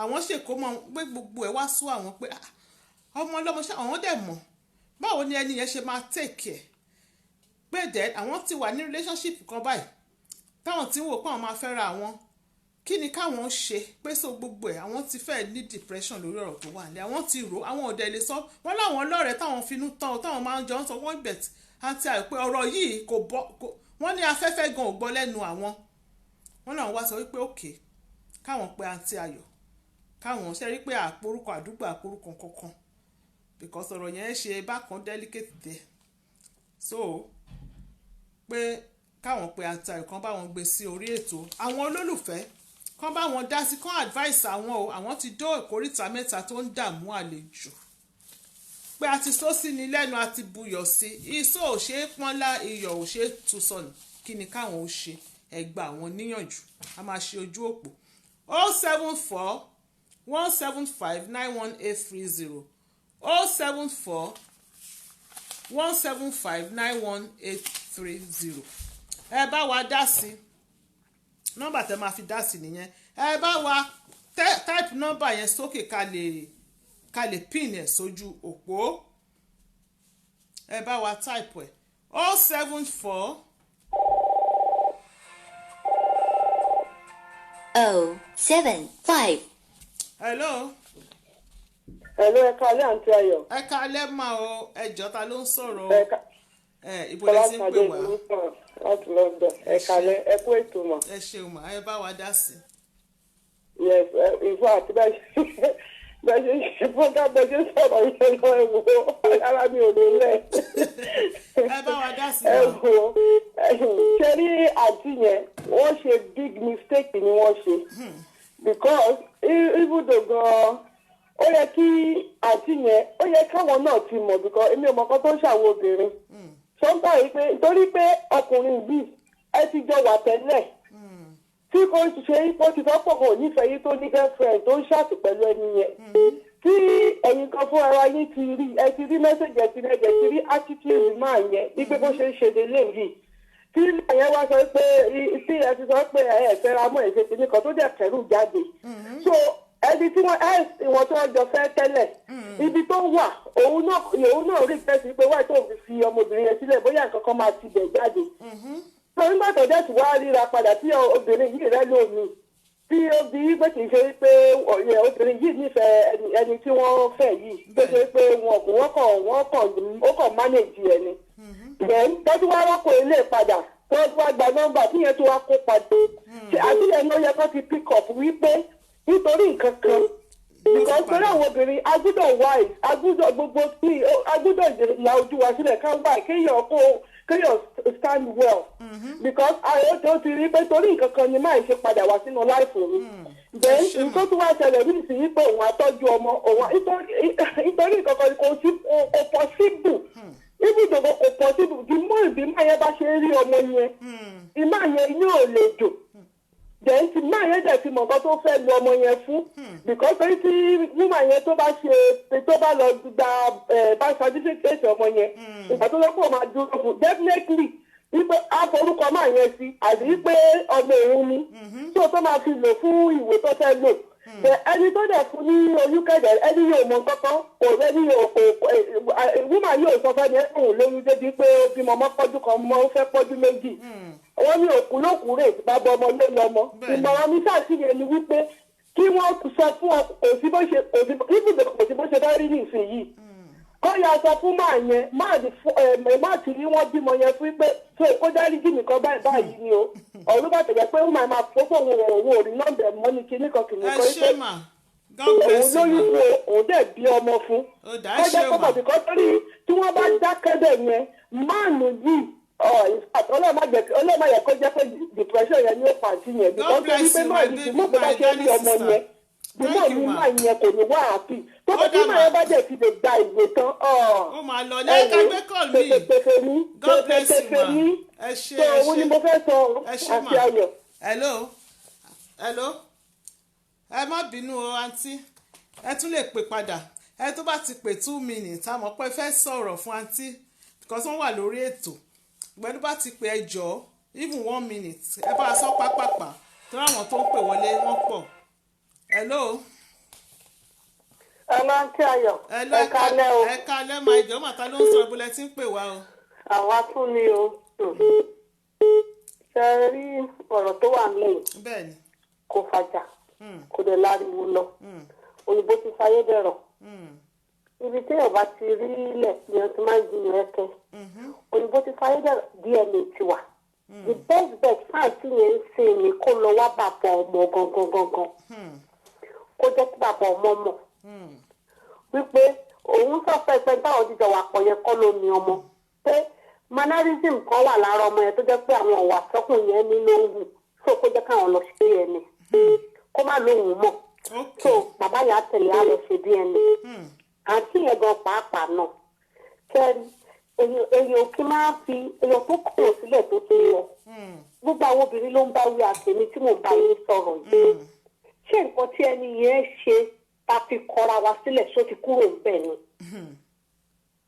ṣe understand èèyàn tí ò sanwó ilé kó tó lọ lákọ̀ọ́kọ́ ṣé nígbà tó dé lẹ́lẹ́kejì tó tún ti wá lóyún fẹ́ lómi ló máa wá sanwó ilé ìwé ló fẹ́ gbà o ọlọ́dẹ bá tó kò tí ì fún níwèé lórí ta déyìn sí kó jẹ́ kó ra máa lọ ìbáṣepọ̀ orúkọ ẹ̀ tí wà ní bá certificate ó lè lọ sí court kó lọ sọ fún ọ pé òun fẹ́ change orúkọ wọn á dẹ̀ demand fún DNA wọn á dẹ̀ rí pé nǹkan lónìí wọn á change orúkọ ọmọ lórí bá certificate èmi bọ́bọ́ ṣe ń ṣe lọ́dọ̀ yín o bọ́bọ́ ṣe ń ṣe lọ́dọ̀ tiwa nìyẹn tó ti yé yín tó káàkiri yẹn kó ṣàrà gbà fọlọ́run pé nǹkan tó ń fọwọ́ ara wọn fà ló ń fọwọ́ ara wọn rí àti pé jẹ́ kí emotion wa kó o bá shadow thinking wa àwọn obìnrin abẹ́ ẹsẹ̀ ní ọpọlọ wa wà tó bá ti dọ̀rọ̀ ọkùnrin abẹ́ ẹsẹ̀ lọ́pọlọ wa wà.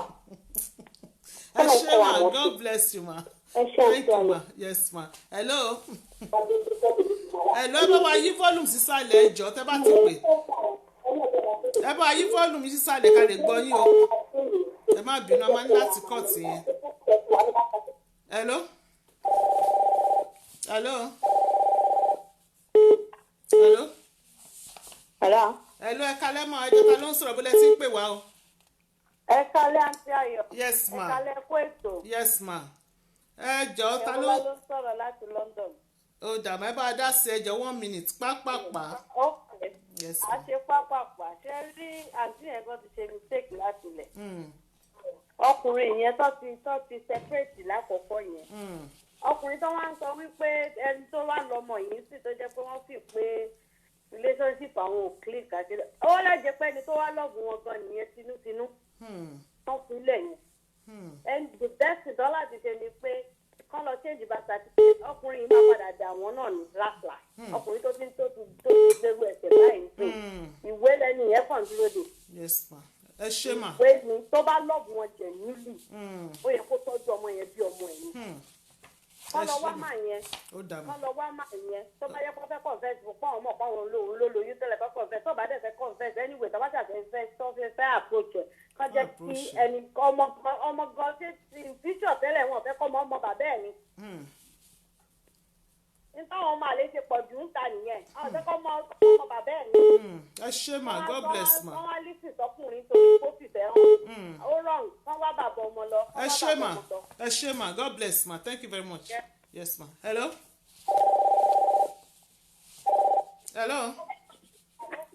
Hello. hello ma ẹ kalẹ́ ma ẹjọ́ ta ló ń sọ̀rọ̀ bó lẹ ti ń pè wá. Dàpọ̀ láti London ni mà. yes ma ẹ káàbọ̀ sórí ètò.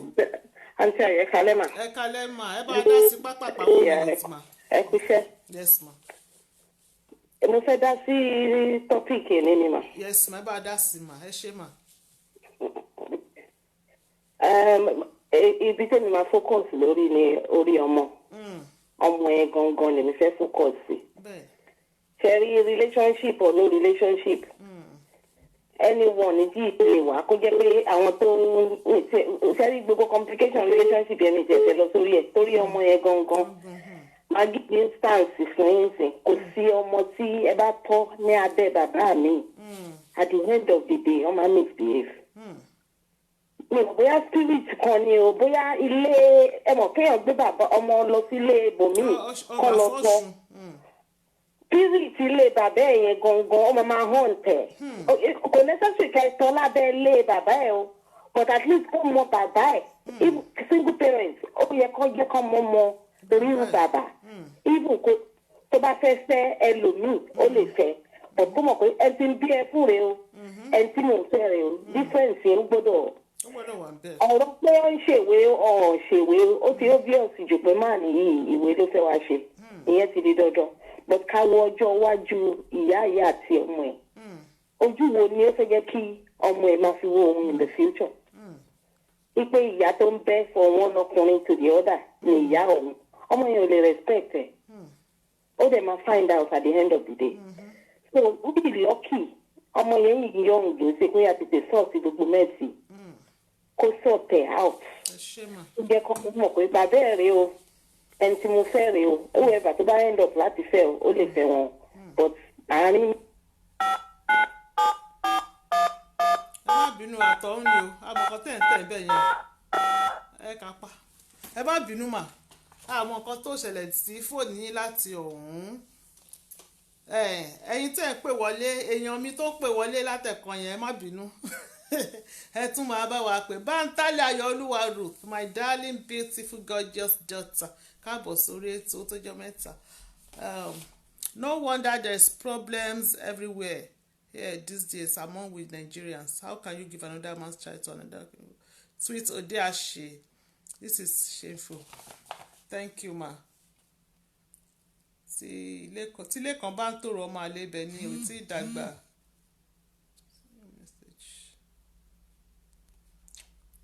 Ẹ má bínú jàre.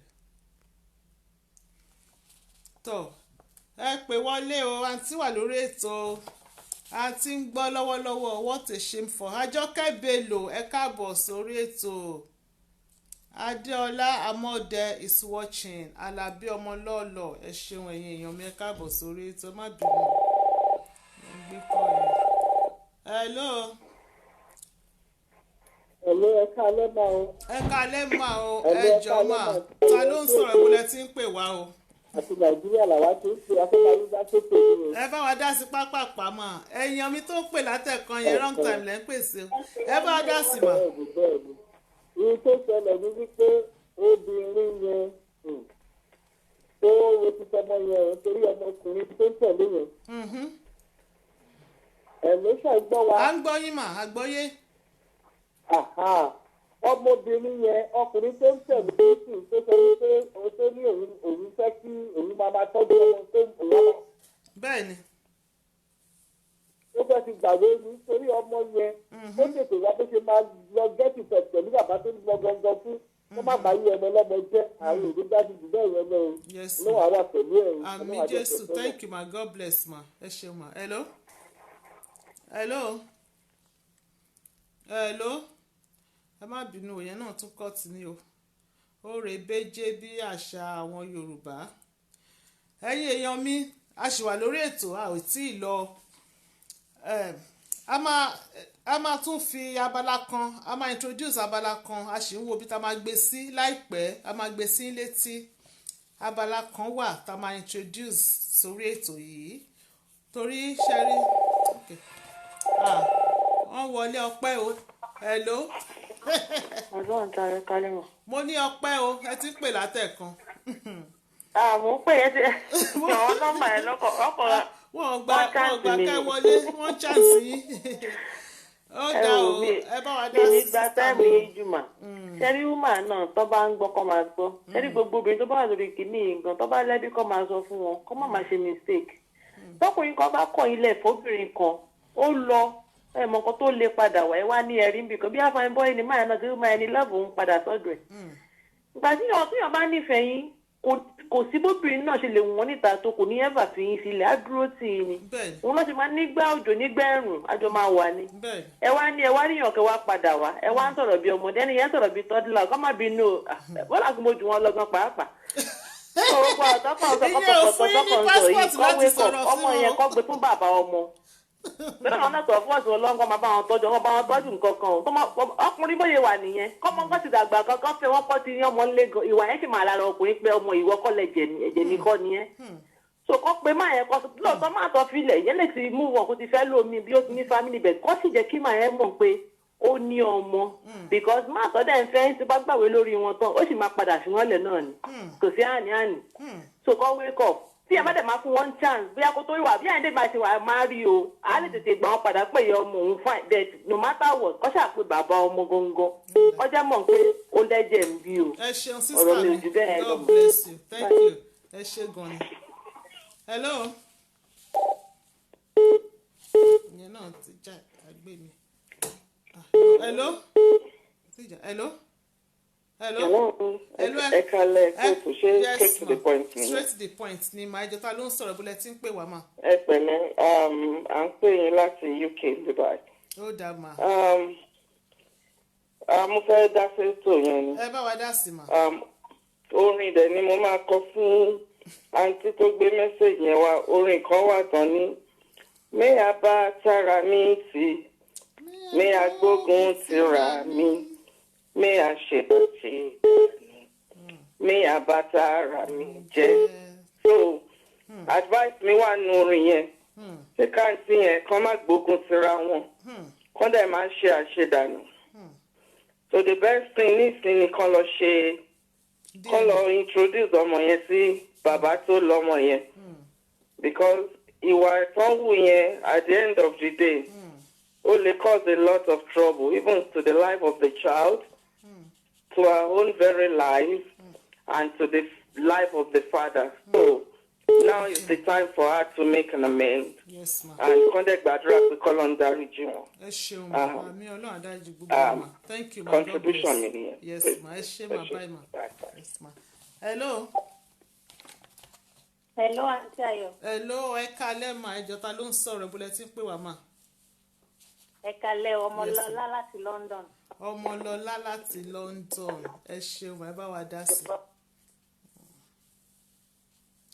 à ń gbọ́ yín o ó lẹ́yìn kó ti cut ni òwe má bínú ó ti cut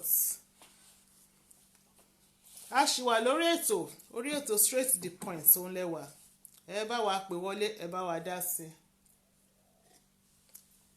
ẹjọ́ tá a bá rí ẹni tí ó ṣẹ̀jọ́ wa for the first time YouTube channel wa straight to the point with Aunty Ayo straight to the point with Aunty Ayo àwọn videos ti wà lóríṣiríṣi tá a ti ṣe ń bẹ̀ ṣe síbẹ̀ tó máa kọ́ yín lọ́gbọ́n tó máa kọ́ yín lọ́gbọ́n 7 8 7 2 5 7.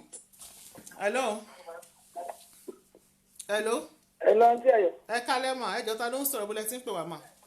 Èmi ni Sweet yìí láti London. ó dà mà ẹ bá wa dá sí mà. Okay. ẹ bá wa yí volume yín sálẹ̀ lọ́hùn. hello. Hello, Aunty Ayo. bẹ́ẹ̀ ni à ń gbọ́ yín sìn. Ẹ káalẹ́ mà. yes ma. Aunty Ayo. à ń gbọ́ yín mà.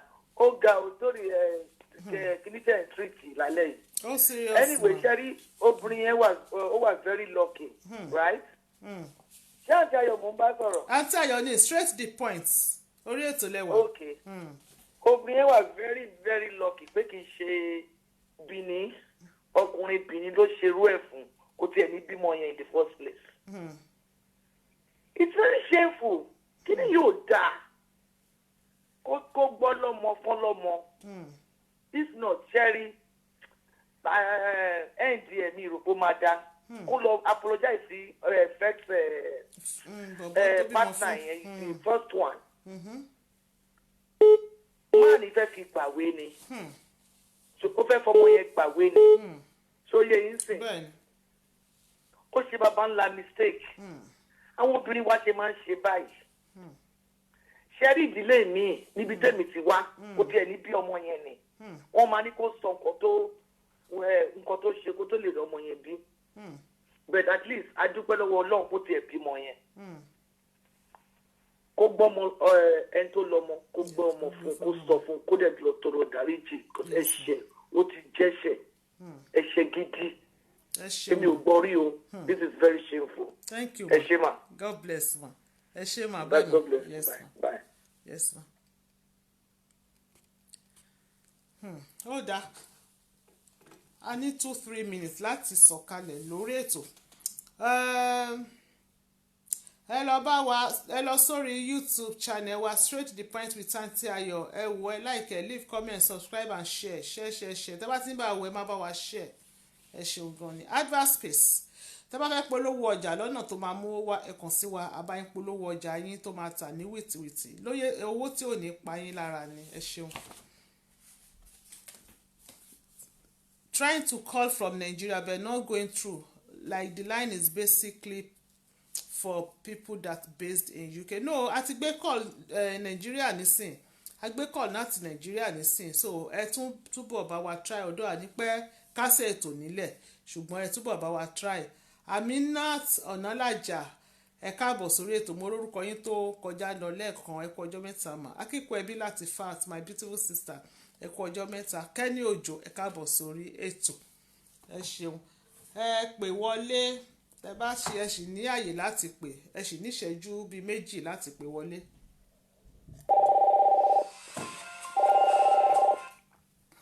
Hello.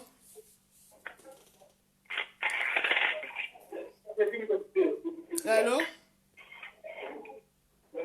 Hello. Hello, àgbọ́yìn o. Ẹ má bínú àgbọ́yìn o. Àgbọ́yìn o. Ẹ má bínú ó dà pé network ló ní níbẹ̀ yẹn. Ó dà pé network ni. No, it's your network. I live in America. My call went. Okay, Nigeria. Wọ́n bá sọ̀rọ̀. Okay. Network Nigeria ni ò dáa. Network ni. Káyọ̀dé Abẹ́rẹ́ Òjé ẹ káàbọ̀ sórí ẹ̀mí ìmọ̀ bí mo gbórúkọ yẹn Abẹ́rẹ́ Òjé Abẹ́rẹ́ Òjé ẹ káàbọ̀ sórí ètò Sherifat Awonaike ẹ ṣeun ma God bless you ma Ọlábísí Fowóbajé Káyọ̀dé wọn láwọn ti léètì wọlé ibùlẹ̀ tí ń bọ̀ ibùlẹ̀ lọ ó dáa ẹ lọ bá wa wo recorded version o Abiodun Awẹ, my beautiful sister, ẹ káàbọ̀ sórí tí wọ́n máa kásẹ̀ tó ń lẹ̀ bá ṣe máa ẹni tó bá ṣì ń pè wọlé a sì máa gbé call bá ṣe ń gbé call àwọn máa kásẹ̀ ètò yẹn ń lẹ̀ tọ̀ ẹ̀yin èèyàn wa àròjọ musolókun ọjọ́ tí ń rebi àná mo dúpẹ́ lọ́wọ́ gbogbo yín tẹ́ join mi tẹ́ wò mí tẹ́ pè wọlé tẹ́ comment sókè just join Akíkú Ẹbí Latifa tó pẹ́ yín ó tó jọ mẹ́ta ẹ lọ bá wo recorded version of the video. Hello. Hello, Kalema. Ẹ kalẹ́ mà ẹ jọ̀ọ́ ta ló ń pè wá ibo lẹ ti ń pè wá o. Bùsáyọ̀ ló ń sọ̀rọ̀ láti London. Àǹtí Bùsáyọ̀ láti London ẹ káàbọ̀ máa bá wa dá sí. Ẹ jọ̀ọ́ mo fẹ́ dá sí ètò yẹn ni. Yes ma. Ṣé rí nǹkan tí obìnrin yẹn nǹkan tó ṣe ó kù díẹ̀ káàkiri kò gbàdúrà ọjọ́ iwájú fún ọmọ yẹn. Then ìkejì ni wípé tí ó bá lọ wá ọkùnrin yẹn nìkan ló sọ fún wípé òun ni ọkùnrin yẹn ló ń bímọ sí ló bí ọmọ yẹn fún. Tí ọkùnrin yẹn bá ti wá parí pẹ̀lú ànọ́dá ọmọ àkú ṣé kò ní fa wàhálà fún ilé ẹni yẹn bí àti ẹ̀jẹ̀ wọn sọ pé ó ti bímọ síta tẹ́lẹ̀ kò yẹ kó mọ̀.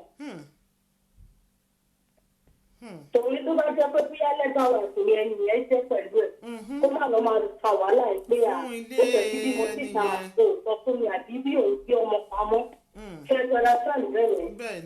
Bẹ́ẹ̀ni ẹ parọ́. Because bóma ẹ ti ṣe big mistake láti ilẹ̀ wá ó ti ṣe mistake àti pé ojú kòkòrò mo lè sọ pé ó da owó yẹn náà ó fẹ́ fẹ́ni tó rẹwà ìfẹ́ ò dẹ̀ rí bẹ́ẹ̀. Ìfẹ́ ò rí bẹ́ẹ̀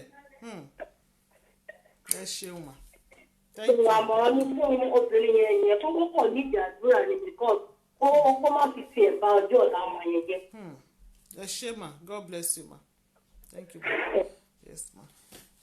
Ọ̀rọ̀ ni àǹtí yẹn náà sọ ò ká ní pé má nìyẹn ti lọ marry tó ti marry legally ìyẹn bàbá ọmọ gangan tó ṣẹ̀fà lọ pé bàbá wọn pè wọ́n mo bímọ fún ṣéyàn náà tún ní da ilé má nìyẹn rú ṣó ti yé yín ló máa ń kéèyàn rí kò ṣe déédéé ànírí náà kànga ẹni tó ti marry tí ìyàwó tó marry tá ti rò pé ó ní ìyàwó tó kọ́kọ́ fẹ́ kò bímọ rí ọmọ òun lòun máa kọ́kọ́ bímọ fún tí ọ̀kan wá gbọ́mọ wá láti ibì kan wípé ẹni yẹn ni bàbá ọmọ bẹ́ẹ̀dẹ́n kò sígbà tí ọmọ ò ní mọ bàbá kò dẹ̀ sígbà tí bàbá ò ní mọ ọmọ. This is serious. Why will you be sleeping with another man when you know and show that you are praying with another woman? This is so shameful. This is selfishness of highest order. Okay ẹ ṣeun gan ni àǹtí Yẹmí Ọmọkòrédé ẹ ṣeun gan ni thank you ma. Ẹ̀yin èèyàn mi àròjọ musolókun o a máa pa ojú òpó dé 2 minutes wá ti pé ta fún yín extra time gbogbo ẹ̀ tẹ́ bá dá sétò lálẹ́ yìí ojú tẹ́ fi wò wá kò ní fọ́ o a máa sáré gbára wa níyànjú kékeré àwa obìnrin tá wà lórí ètò kó di pé a sọ̀kalẹ̀ torí ètò tá a ṣe lálẹ́ yìí o kò ní dáa ká má gbára wa níyànjú àwọn èèyàn ti pè wọlé wọ́n ti gba àǹtí níyànjú bẹ́ẹ̀ gbogbo obìnrin pátá ni a fẹ́ bá sọ̀rọ̀ nísìn tá fẹ́ gbára wa níyànjú ẹ bá wa share fídíò yìí gbogbo ẹ̀yin tẹ́ kù sórí ètò àtẹ̀yin tẹ́ ṣe ń join share bá wa share ẹ jọ̀ọ́ bá wa share fídíò yìí ṣe rí àwọn ọmọ tá à ń bí yìí wọ́n ní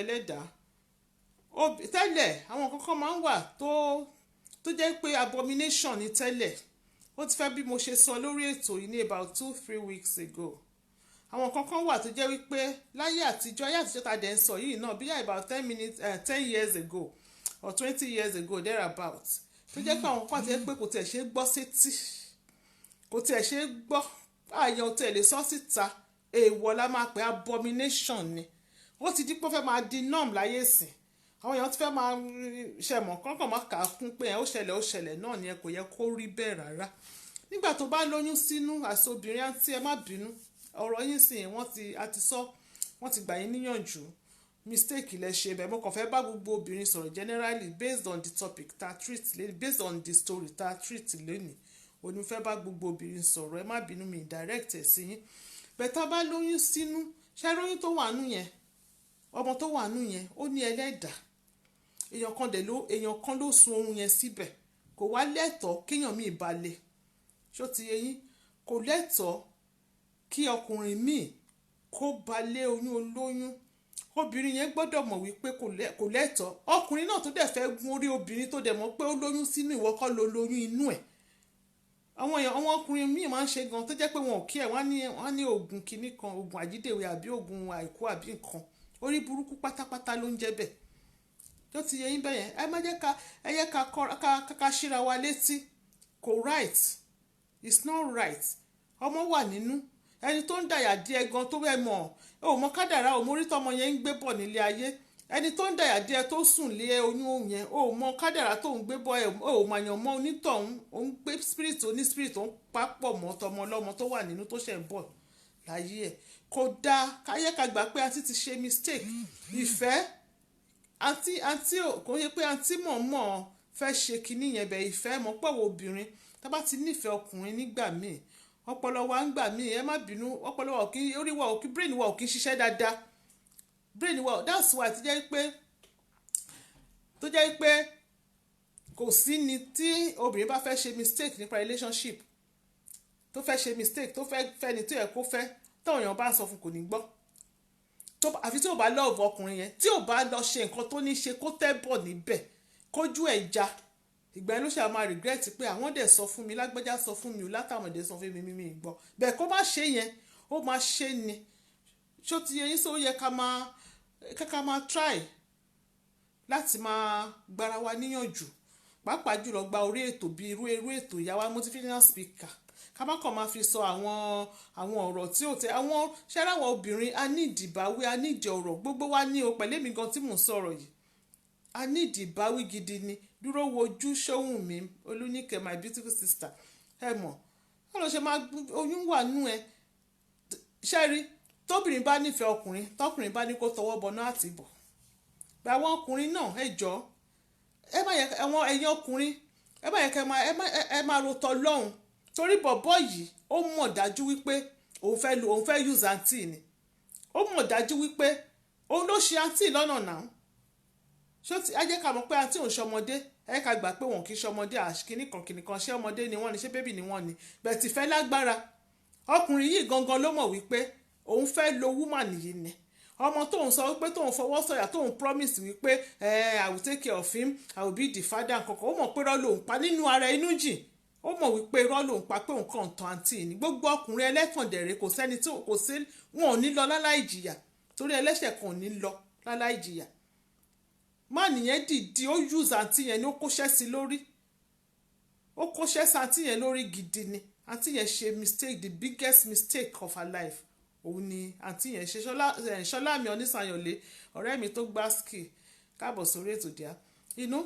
so ẹ̀yin ọkùnrin náà ẹ bẹ̀rù Ọlọ́run tẹ́ẹ̀bá ní tẹ́tí mọ̀ pé nìkan ṣe ẹ sún síwájú ẹ wá tiyín lọ síwájú ẹ má fi tiyín ká wá fi dà ìrìn àjò ayé ẹni ẹlẹ́ni rú ẹ wo nǹkan tá a ti wá kò sí nísìn ọ wá bímọ tán o ṣẹ̀ wá ń kanra mọ́ ọmọ ẹlẹ́dàá ọmọ yẹn gan ò lè dáríjì ẹ yan ọwọ́ ọkùnrin yẹn ẹlẹ́dàá ọmọ yẹn ò lè dáríjì ẹ ó ti sàbálé oyún yẹn ó sàbálé ọmọ ọlọ́mọ wọ́n wá bí sáyé tán ó wá ṣẹlẹ̀ fún wá ń jágbe mọ́nú ọmọ tí ò ti bí ọdún méjì tí ò ti pọ̀ ọmọ ọdún mẹ́ta ó wá ń kanra mọ́ ọmọ kékeré tí ò tiẹ̀ mọ nǹkan kan innocent child tó ti yẹ yín so kò sọkùnrin tó máa ṣerú nǹkan bẹ́ẹ̀ tí ò ní jẹ ìyá ẹ̀ ọkùnrin tó bá ti mọ̀ nínú ara ẹ̀ wípé ìkà ni mo fẹ́ lọ ṣe níbi tí mò ń lọ yìí ó lè ṣe o kó ṣe kó rí ṣe ṣùgbọ́n ò ní mú jẹ ẹni yìí mo fẹ́ lọ use ẹ̀ ní mi nífẹ̀ẹ́ mo kàn fẹ́ lò ó ni mo fẹ́ nǹkan tí mo fẹ́ gbà lọ́wọ́ ẹ̀ mo fẹ́ gbà lọ́wọ́ ẹ̀ ó lè ṣe kó rí nǹkan yẹn gbà bẹ̀ gbàgbé ẹ̀ pé wàá mú jẹ yẹn bí irọ́ bá lọ lógún ọdún òótọ́ máa lè bá lọ́jọ́ kan ni ṣó ti yẹ yín you cannot eat your cake and have it law of karma náà wà bẹ́ẹ̀ tó máa lé ẹ bá ṣó ti yẹ yín so ẹ̀yin èèyàn wa àròjọ́ mú so lókun the guy has observed and studied her weak point bẹ́ẹ̀ ni wọ́n yẹn máa ṣe nìyẹn wọ́n ti wo weak point ẹ̀ weak point obìnrin yẹn wọ́n ti wo ibi tó weak sí wọ́n ṣe gbogbo ọkùnrin àwọn ọkùnrin ìkà kan wà tó jẹ́ pọ́n tí wọ́n kanlẹ̀ níkà nínú ni ọkùnrin rẹ̀ ló bọ ọkùnrin jẹ́ àwọn ọkùnrin gidi wà àwọn ọkùnrin tó jẹ́ wípé wọ́n lẹ́mìí Ọlọ́run lọ́kàn wọ́n ní conscience wọn wà bẹ́ẹ̀ wọ́n kan ti ta conscience wọn ọjọ́ tán dá conscience wọn ò dá wọn rárá wọ́n dájú bí ọṣẹ ni wọ́n dájú kò sí nǹkan tán lè ṣe imagine èèyàn lóyún sínú oníkógbóyún yẹn fún ẹ mọ̀ ẹ wo àǹtí Oyèníkẹ́ Ìgè Ọládèjì ṣẹ́rí ẹ má jẹ́ kí n tàn yín ẹni tó bá kàn òun ló mọ̀ tí obìnrin bá ti nífẹ̀ẹ́ ọkùnrin tó bá ní kó tọwọ́ bọ náà fẹ́ tì bọ̀ àfẹ́ tó bá ti pọ̀ ti lẹ́ experience rí obìnrin tó bá ti ní experience rí tó ti yé yín tó ti láyé àbí òkè táyà ti kí gbàǹgbà tó ti rókun tó ti rọ́ sàdáṣe has seen it all tó ti gbọ́n níwájú gbọ́n lẹ́yìn bẹ̀tì ọgbọ́n nǹkan kan náà ló máa kọ́yàn gbọ́n kéèyàn tó gbọ́n náà èèyàn ti làwọn nǹkan á ti bọ́ sọ́wọ́ lọ́mọ ẹ̀ka bọ́ sọ́wọ́ èèyàn ṣẹ̀ máa wá gbọ́n dáadáa wípé àná irú eléyìí ọ̀rọ̀ ṣe ni lẹ́ẹ̀kìíní kò gbọ́dọ̀ ṣe ọ̀rọ̀ ó máa ń ṣe lẹ́ẹ̀kìíní á ṣe ni lẹ́ẹ̀kejì kan pàápàá bóyá lẹ́ẹ̀kẹta lèèyàn ṣe máa gbọ́ pé irú eléyìí ò tún gbọ́dọ̀ ṣe mí lẹ́ẹ̀kẹta ṣó ti yẹ àwọn ọkùnrin gangan àwọn náà ti mọ̀ wípé àwọn ló máa mọ̀ pé ó love mi bàjẹ́ nǹkan tí bá ti ní kó ṣe báyìí ló máa ṣe wọ́n ti rí weak point ẹ̀ ọkùnrin míì á lò sí dáadáa ara ẹ tó love wọn òun náà dẹ̀ love ẹ̀ á lò sí dáadáa ọkùnrin míì ìka burúkú ayé òun ọ̀run ṣé ó ti yẹ yín Àbíkẹ́ Abíọ́lá thank you ma ẹ káàbọ̀ sórí ètò so ẹ̀yin ọkùnrin gangan kò dẹ̀ sí ọkùnrin tó máa ṣe nǹkan bẹ́ẹ̀ tí ò kì í jẹ yẹ́lòwò wọn níta wọ́n pọ̀ tó ń jẹ yóò kàn yẹ pé tọ́lọ́ bá máa mú àáfàá kò ní ṣojú ọmọ ilé kéwú ni wọ́n pọ̀ tó ń jẹ ìyá ẹ̀ níta wọ́n pọ̀ ẹni tó máa obìnrin tó máa bọ́ sí lọ́wọ́ at the end of the day obìnrin tó yẹ pé kò tẹ̀ ní nífẹ̀ẹ́ tó yẹ pé wọ́n wá ní choice torí wọ́n ti lọ wọ́n náà ti ná gbòòrò wọ́n ti ná gbàrà wọ́n ti ná gbòòrò kò síbi tó fẹ́ gbẹ́rù kà mọ́ wọn ọkùnrin ọ̀hún ni o ibi tó bá wá rí gbé kà yín á kàn máa lò wọ́n anyhow ni kò ní nífẹ̀ẹ́ wọn òun náà máa wọ́n pé obìnrin kò nífẹ̀ẹ́ ó lè tẹ̀ jẹ́ ni tó máa ní kó jókòó wọ́n ti fi pátánù lórí wọ́n á ṣẹ̀fọ́ fún tó ti yé yín wọ́n ti ṣẹ̀fọ́ fún ó ti jẹ̀fọ́ ibi tó bá ní kó jókòó sí stand up wọ́n máa pèsè fún ni sit down stand up á stand up ni á fọ pátá á fọ gbogbo irú ọwọ́ tó máa ń kó sí at the end of the day nìyẹn anyway àǹtí ẹ̀yin náà ti gbọ́ advice nísìnyìí tí bá ti sọ̀ kalẹ̀ lórí ètò tílẹ̀ ò bá ṣújù máa pè yín ẹ̀ nídàá ti pè mí máa pè yín tẹ́ mi bá ti pè yín á jẹ́ pé máa sọ̀rọ̀ lọ́la nìyẹn a máa tún jọ gbé sọ́tún gbé sósì ẹ ti gbọ́ nǹkan táwọn gbogbo ẹni tó pè lálẹ́ ẹ̀ báyìí àti comment sókè the same thing náà ni gbogbo wọn sọ so téèyàn méjì àbí wọ́n ti ń sọ̀rọ̀ tán ti ń jẹ́ pé ibì kan náà ń sọ̀rọ̀ sí ẹ tí mo pò tọ̀rọ̀ ló wà ń bẹ̀ so wicked men everywhere bẹ́ẹ̀ ni o wicked men everywhere wọ́n burú ju wicked men everywhere àwọn tó dánú wọn ò wọ́pọ̀ àwọn ọkùnrin tí àwọn ọkùnrin ẹ wò Ọlọ́run kó ṣàánú wa ni ẹ ṣe ẹ̀yẹ èèyàn wa àròjọ mùsùlùmí ọjọ́ rẹ̀ bí àná gbogbo ẹni tó wò mí pátá lẹ́lẹ̀ pátápátá níbikíbi tẹ́ bá wà tẹ́ bá fẹ́ lọ sùn oorun ayọ̀ ni a ò ní tójú ohun dójú kú àdẹ̀ní ti padà dépò àìsàn nígbà tá a bá jí láàárọ̀ ọ̀la a ò ní bára wa nínú sáré a ò ní bọ́ sọ́wọ́ ayé o a ò dẹ̀ ní kó sọ́wọ́ àṣẹ Ìdùmarè orí wa ò ní burú ẹlẹ́dàá wa ò gbẹ̀dẹ̀ ń gbàbọ̀dẹ̀ ayé ò ní rí wa mú agbára Ọlọ́run inú wa dùn ayọ̀ wa kún o àwọn ọmọ wa wọ́n á débi gíga àádẹ́fẹ̀ tí bá a máa jẹ wọn ni a ò ní fojú sunkún ọmọ a ò ní tanná wo sàárè ọmọ ẹni tó ń wọ́ ọmọ dẹ̀rẹ̀ arọ́ ọmọ bí lágbára Ọlọ́run kóṣù tó parí ẹni tó ń wóyún àárẹ̀ oyún ni gbogbo ẹ̀yin tẹ̀dẹ̀ tí bímọ ọmọ ò ní kú mọ́ yín o ẹni tó ń wọkọ̀ arọ́kọ̀ rere ẹni tó ń wáyà náà àárẹ̀ àyà rere ẹni tó ti níṣẹ́ iṣẹ́ ò ní dìṣẹ́ mọ́ yín lọ́wọ́ o ọkọ̀ ọba àdá ọba kò ní ṣayín lẹ́sẹ̀ lẹ́nu iṣẹ́ yín ẹ̀ ní rògùn àkóbá o ẹni tó dẹ̀ ń wáṣẹ́ àrí iṣẹ́ o ẹni tó wá ìwé ìgbèlú àríwé ìgbèlú ẹni tó wá fọkànbalẹ̀ gbogbo apádà Ọlọ́run máa fi lọ́kàn balẹ̀ gbogbo ohun tó rí kọ̀ọ̀kan tọrọ á tó wa lọ́wọ́ o lágbára Ọlọ́run gbogbo bí tọ́ba ta ti ń ta wá lẹ́sẹ̀ Ọlọ́run á bòrò ìtura sí Ọlọ́run á ṣìwé ìrántí kàn wá ó jáde kò wọlé kò ní jẹ́ ìpè fún wa ó wọlé kò jáde kò ní jẹ́ ìpè fún wa tọmọtọmọ ni o láṣẹ Ìdùmarè a ò ní fojú sunkún ara wa a ò ní ṣubú dànù àníràrì tẹsẹ̀ sí o ẹ ṣé ẹ̀yin èèyàn wa o àwa ń lọ báyìí àwa tún máa padà wá a ò nílò àlọ́ àrèmọ bọ̀ ẹni tó bá ní a ò ní dé òun la ò ní dé bá o next week Thursday is another day on straight to the point kó tó wá di ìgbà náà èmi àǹtí Ayọ̀dèjì ọmọ wọn lóńdó ẹ̀gìn fine girl no pimples ni mò ń fìwé tí mo fi ń dágbére fún yín wípé I love you all ire o bye.